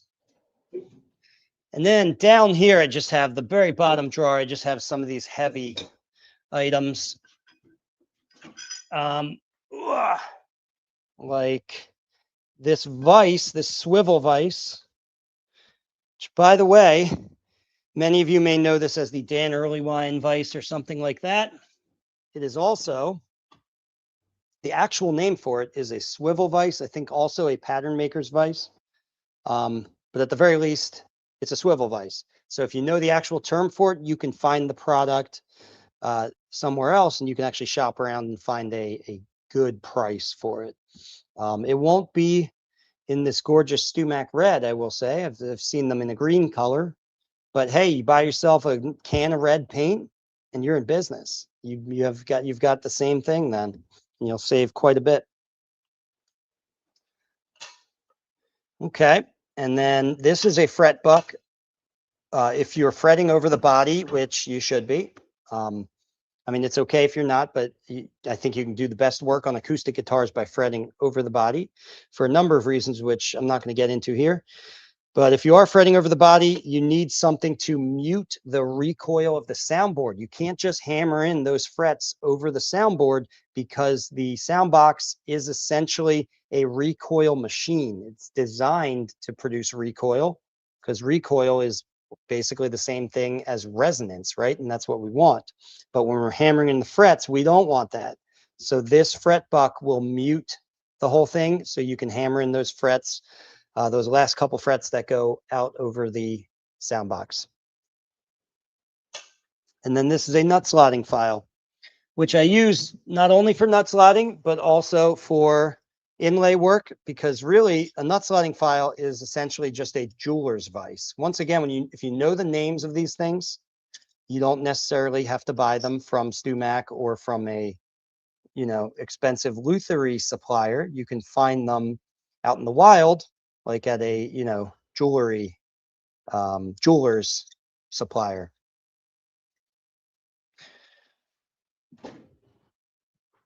Oh, and one more thing about this. Let me turn the camera up here. For you guys who haven't seen my setup, this is very important. I'm glad I didn't forget to talk about this, actually, because this is a key component of my main bench. Every one of these benches has a stand, shop stand.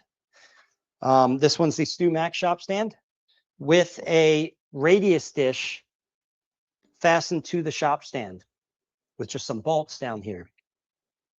And this becomes a part of my bench. I can sit here and work at the main work surface, and I can turn around and work right on the radius dish. For example, now normally I don't have a guitar hanging in front of my face. That's just because I'm working on finishing this lovely bird's eye maple guitar. But normally this would not be here. And I can drive the bus right here, radius the rims, do all my brace work, radiusing the brace blanks and all of that. And then even when I'm ready to work on the carving the braces, I will place this cover that I always keep right there on here, and I'll sit right here with my chisel and just carve right into the dish. It's always better, even if you are working at the work surface, it's always best to take your radius dish, put it on the work surface, and then place your top with your sound braces attached, place that into the radius dish rather than just flat on the work table, because the top, once the braces are on there, is not flat.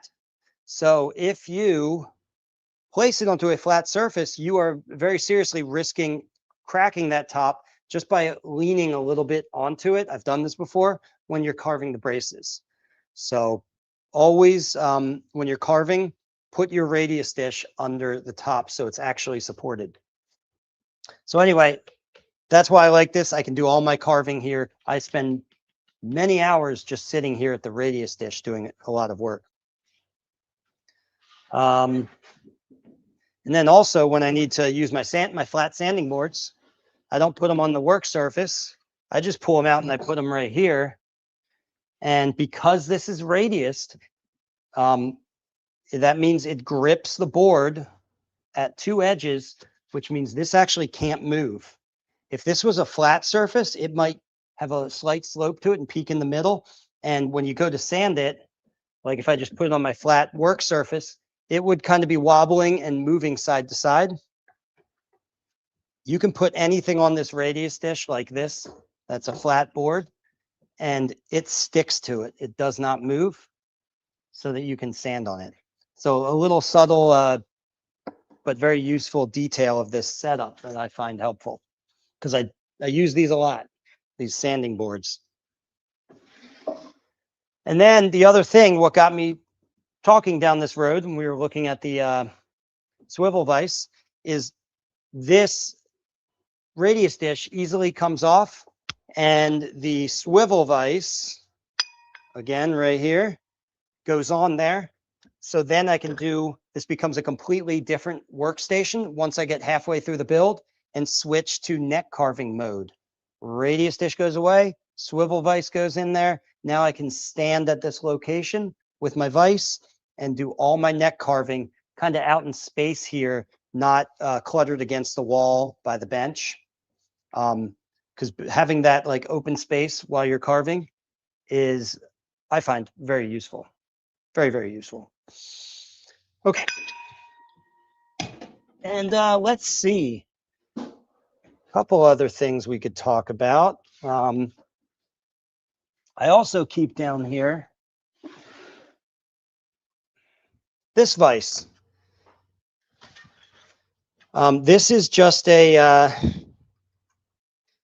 regular vise, flat jawed vise. I don't know. You guys can tell me in the chat what you call this type of vise. Actually, I think StewMac sells it. I don't really use the angle part of it. This is an angle vise because you can adjust the angle on it. but any just flat jawed vise, I find very useful. What I've done here is I just clamp it to a board to make it a little bit more stable and to protect this work surface. And then what I primarily use this for is when I'm doing all the early work with the molds, the exterior molds, which I don't have one up here. Like when I'm adding the kerfing, installing the side braces, all that work in the mold, I will just put in this vise. It's a lot of work. So, you know, it can stay loaded up in this vise for many, many steps. And then once I'm done with all that, I just stow this vise away. I don't clamp this vise down. It's heavy enough and these wings give it enough stability that it just free floats with the exterior mold in here. And that way, while I'm working, hold on, I'm adjusting my camera. While I'm working on this or that, you know, installing the kerfing or the side braces or the blocks on the ends, I can just easily turn this to access different parts of the rim set. You could try that out for yourself, might work in your shop. Works for me. You know, you'll figure it out. I keep down here on the side. So these are all the things that are just kind of tucked below the bench. This is a contour board, so a little bit different from a radius dish because this is not a spherical radius. It doesn't have a radius in all directions. It is only radiused this way. And this is for sanding my tail block, specifically just for getting that contour of the tail block before it gets glued. Of course, you can freeform shape this by just marking the shape and taking it to a belt sander or a spindle sander or something like that, and then refining it with sandpaper on the edge of the mold itself. That just takes a lot longer and it's a little more, you know, freehand. This will get you there super quick. I had this is not a product you can buy. I had this made by a guy who has a CNC. I paid him to make this board for me and I said, hey, can you make it long?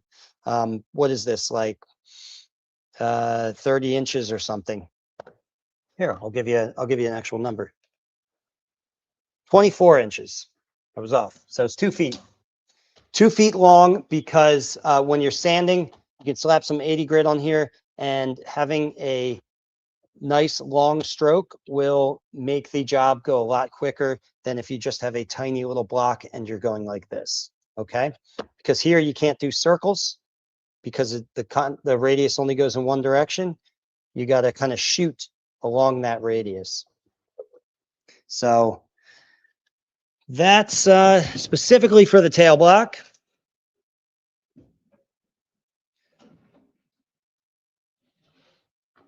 Here I've got my board for, you guys probably can guess what this board is specifically for. It's got a pin right in the middle and you can see these little circles here. This is for cutting out the rosette channel and the sound hole. So you drill your hole centered on the sound hole into your top, and then that 3/16 of an inch hole fits right over this pin. Your circle cutting jig with your Dremel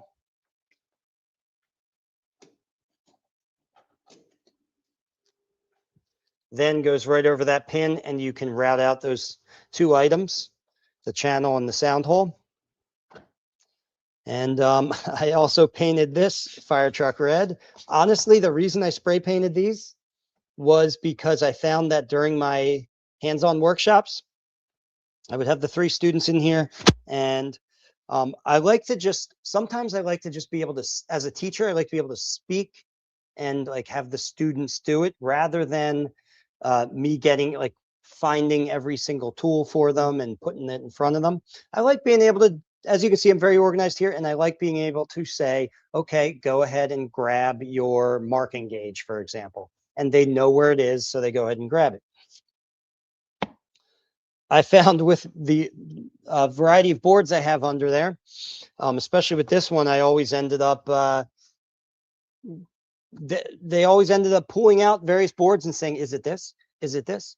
Is it this one? And eventually I just said, screw it. I'm going to paint this thing red so that when it gets to rosette routing time, I can just say, grab the red board. Simple as that. All right, so that's your rosette routing board. We already saw this a second ago. This I always keep under there. It's just my mat. This can be for the guitar itself when you're working on the guitar, right? You're doing setup work or something to protect the body of the instrument. But it's also, it has this shape, so it goes right on my radius dish. This, by the way, is just adhesive backed cork, that really thin, like 1/16 of an inch adhesive backed cork. It might even be 32nd of an inch, just glued to a very thin piece of acrylic, I guess, plastic. I don't know, anywhere you can find thin plastic, it makes for a nice mat. I sometimes don't like to use these thick, cushy mats. This is a little bit harder, but it still protects the guitar. The reason I don't like very thick mats, at least for the radius dish, is because the thicker it is, it actually reduces the size of the radius when you're using the mat on there. It flattens it out.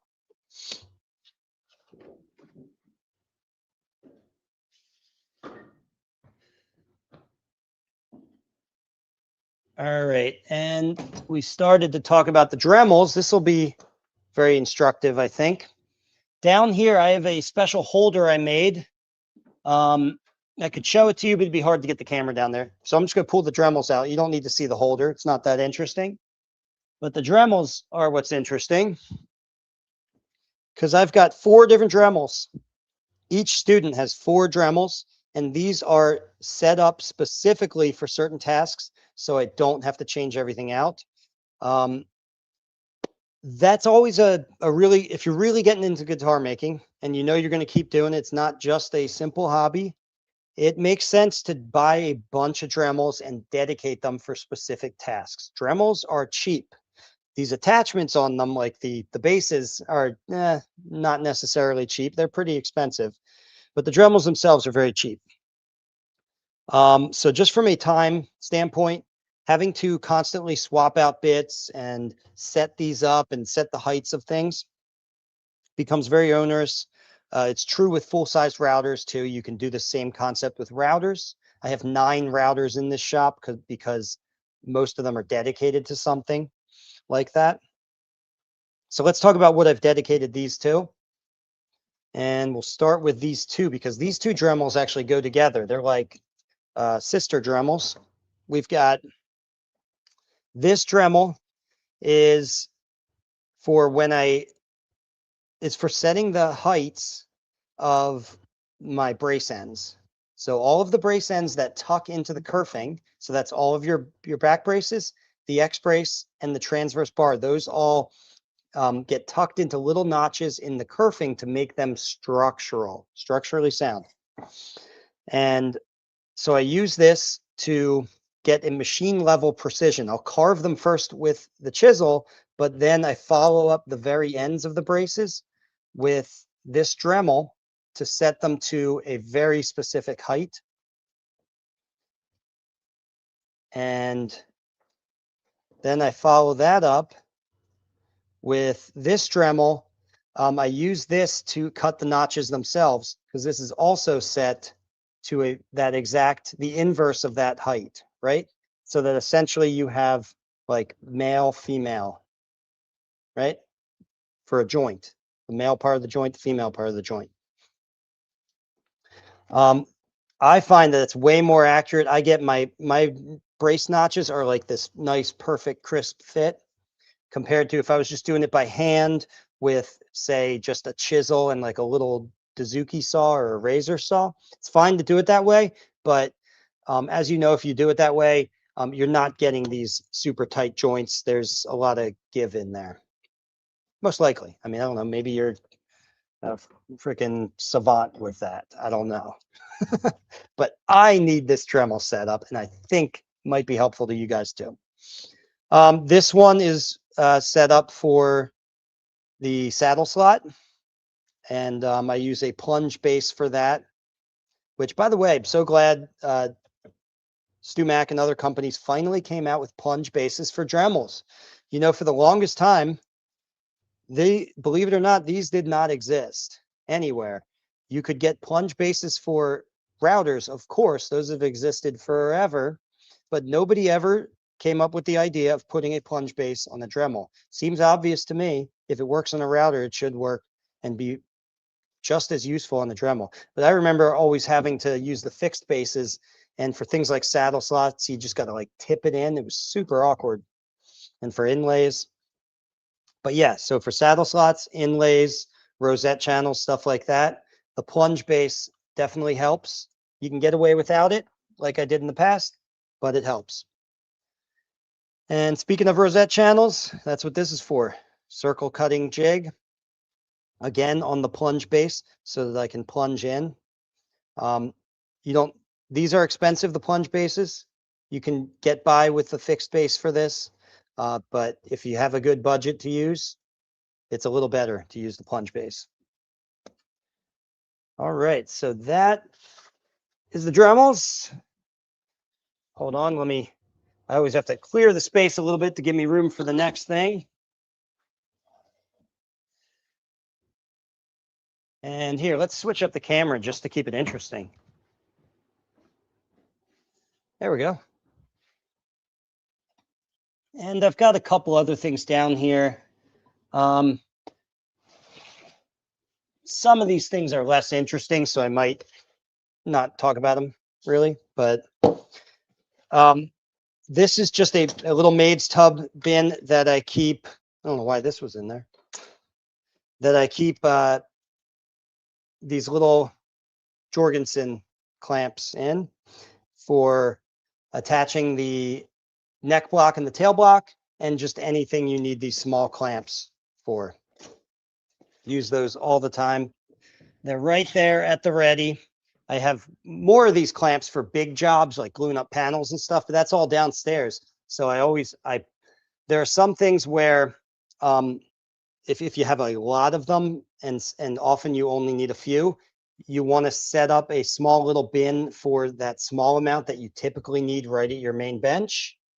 Clamps are great for this. And then put the remainder of your clamps, which are rarely used, just for really big things. Again, big panels and such. Like if you're making a mold or something like that, leave all that downstairs in an appropriate spot because you won't need it as much. Oh, this is important. This is two 2x4s with a big long lag bolt between them and a knurled knob to turn. And what you get out of that is a radiused vise, because guitar bodies are radiused. So I just take two 2x4s and I cut them to, this was I believe a 10-foot radius. It doesn't matter what the radius is, as long as it's a larger curvature radius than any guitar you conceivably would use. Because the idea is, by the way, larger curvature, it's a smaller radius. I didn't want to say smaller because that confuses people. The smaller the number for a radius, the more curved it is. Okay, so we actually want a small radius. And that's so that the edges of your vise bite on the edges of the guitar, rather than if you just had flat 2x4s in there, it would crack your guitar. Absolutely. When you tighten those down, because your guitar is radiused, it's putting pressure right on the center of the top and the center of the back, and there's nothing behind there, and your back and top are less than a 1/4 inch thick, right, with softwood braces underneath. You're going to crack it and ruin the whole guitar.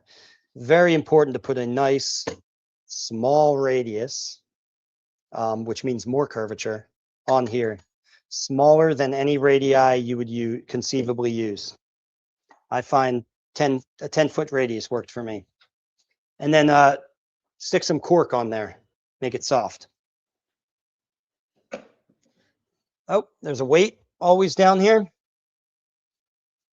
It's for certain things. It acts as a clamp in certain situations where I don't need a lot of clamp force and it's hard to get a clamp in there. For example, when I glue the rosette, I always just put this on top afterwards. It's not really necessary. You can just simply put the rosette in with the glue and it's, probably not going to really rise up or anything, but it could. This just makes me feel a little bit better. And then, anywhere where I just need a weight. Sometimes I'll use this if I'm marking things out with a template. I can put this weight on the template so I don't have to clamp it down. This is strong enough. It's a 2.5 pound weight. Strong enough that I can go around and mark everything and the template's not going to be swirling around the whole time. Okay.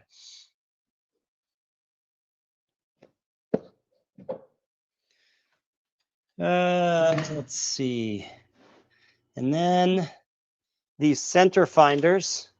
Let me show you an alternative to that I really like. It's more expensive, but this Benedetto one, I do like more. It's just more solidly built.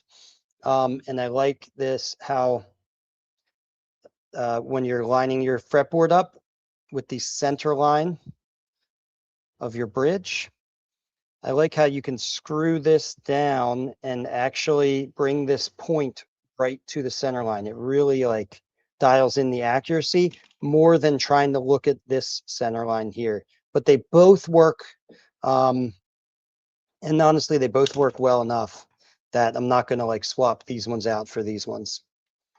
But I do appreciate this one a little bit more. Okay, and you know what? There's a couple more things down there, but let me check the chat. I think that's enough. Just talking about tools. That's pretty much everything at my main bench. I don't think I've forgotten much there. I skipped a couple things. Let's see. Okay, we got some questions here. Take a seat. Relax a little.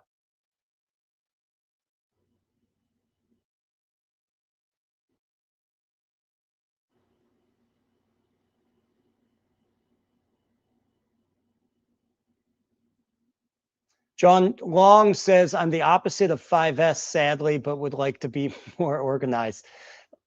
Look, I'm by nature, by temperament, I'm very disorganized. And even with my good organizational system, I am not the type of person who puts every tool away when I'm done. And I don't think you have to be. I struggled this for a while. I always, because I would hear other people's advice like, okay, you get done one job, like you crown the frets or something, put away all your fret crowning tools before you go to the next thing.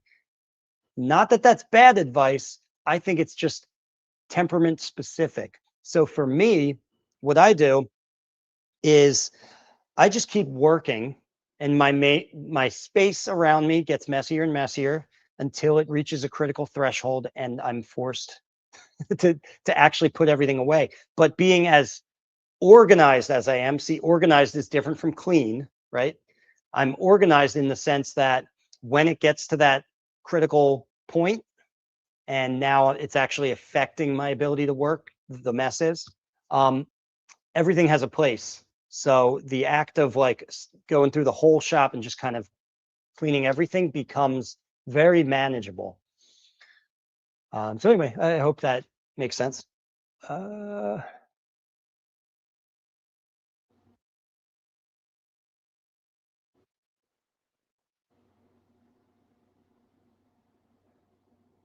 Okay. Sorry, I'm just perusing some of these. Some of these are trying to find a good question. I think I've also seen it called Kaizen foam. That makes sense because I think Kaizen is a Japanese word, right? Kaizen foam. Let's look that up. Yeah. Okay, that looks like it. Yep. All right. Yeah. Thank you for that. It's always nice to like, I can talk about things better if if I learn more from you guys too about what things are called. And okay, Kaizen foam and 5S foam. James Leach writes, now, how is a crowning file different from like a 3-square file for sharpening saws? Isn't a 3-square file a triangle file, like a completely different thing?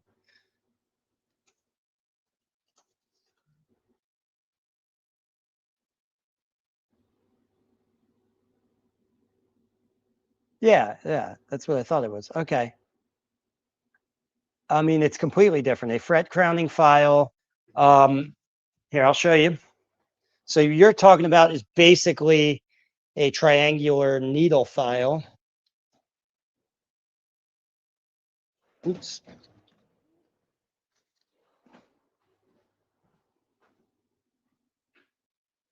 Let me see if you can see that. Yeah, that's on the camera. So a fret crowning file, actually, if I hold it like this, you could probably see the crown, has the inverse of a crown cut into it. It has a little belly along the edge, along each edge. See that? And then the file teeth are embedded down in that tiny little valley there. So it actually has the exact shape of the crown. Um, that doesn't mean like with saddles, that doesn't mean I'll just use the fret crowning file. It actually will take a while. I will start with a bigger file or even just a piece of 80 grit sandpaper, like held taut at the sides, just to bring it in, especially if it's 1/8 of an inch thick, which is a little bit thicker than the size of these files. So I'll need to hit it with the sandpaper to get it roughly close. But then this, following up with this, if you've done your prep work with a file or a sandpaper, this will get it just perfect, like a fret. And actually, it gets it kind of glassy too. I was surprised by that the first time I used this. The sort of finish you get on the top of the saddle is really nice and shiny and glassy, just from using a regular fret crowning file.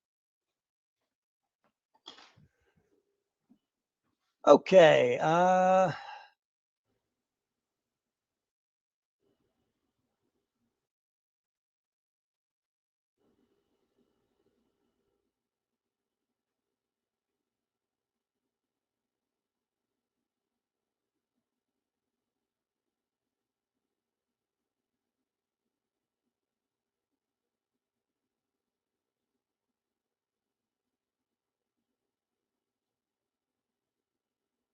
Okay. There's a lot there, but not too many questions. And honestly, I went through so many things and the questions don't reference the specific thing. So in some cases, I can't make sense of them. That's what happens when I go from tool to tool, and it's, that's a lot of like different topics all at once. So I'm not sure. Like when James is asking, what are the tasks they're dedicated to?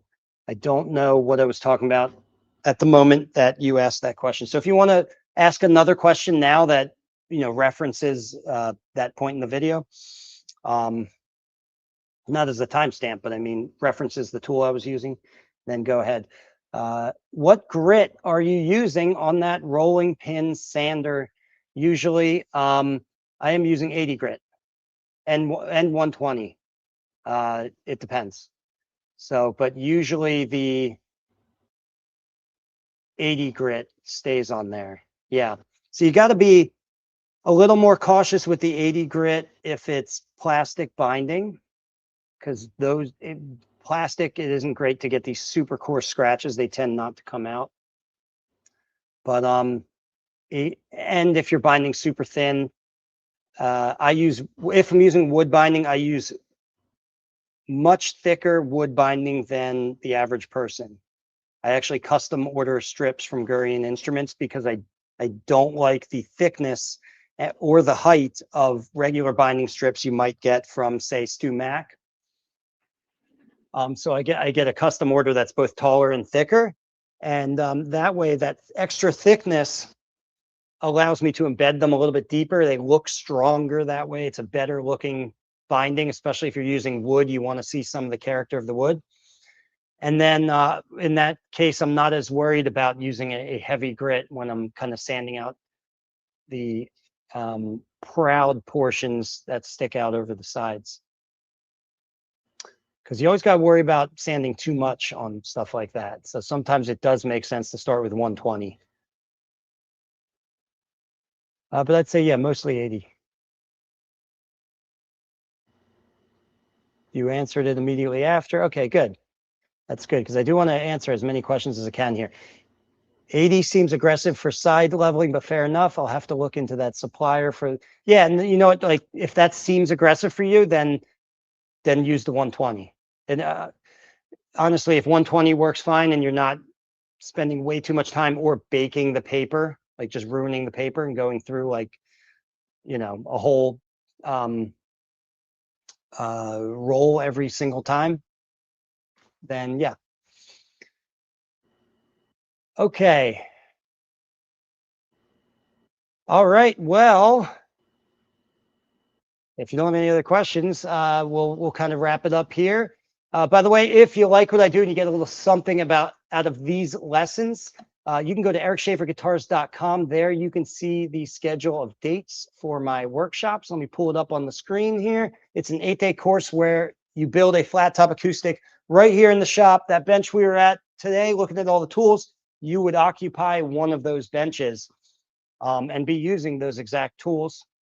And at the end of the week, that's your guitar that you built that you take home, and we build it for real, like an heirloom. We're not building a kit with, you know, crappy little parts. You're entirely carving the neck. It's not a, you know, pre-carved neck or anything like that. And you're learning, you know, the professional way of doing it. Again, not the hobbyist kit build variety.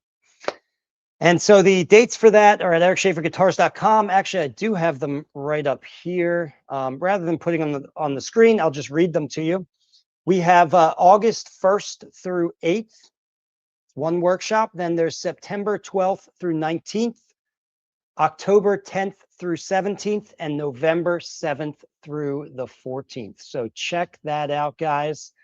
And this was fun. Man, did we go long here. I don't even know how far into this. Oh, 2 hours and 17 minutes. Oh, that's awesome. This has been great, man. I knew we'd go long on this one. I knew we'd get into it a little bit.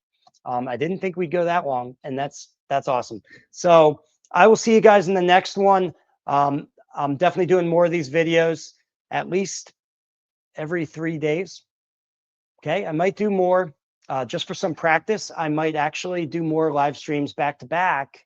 So I might, for the next like 3 or 4 days, just do back-to-back live streams. So you might see this tomorrow. You'll see, just watch your YouTube, watch your emails if you're on my email list, and you'll see when I'm going live. Thanks for coming out. Love you guys. See you in the next one. Bye for now.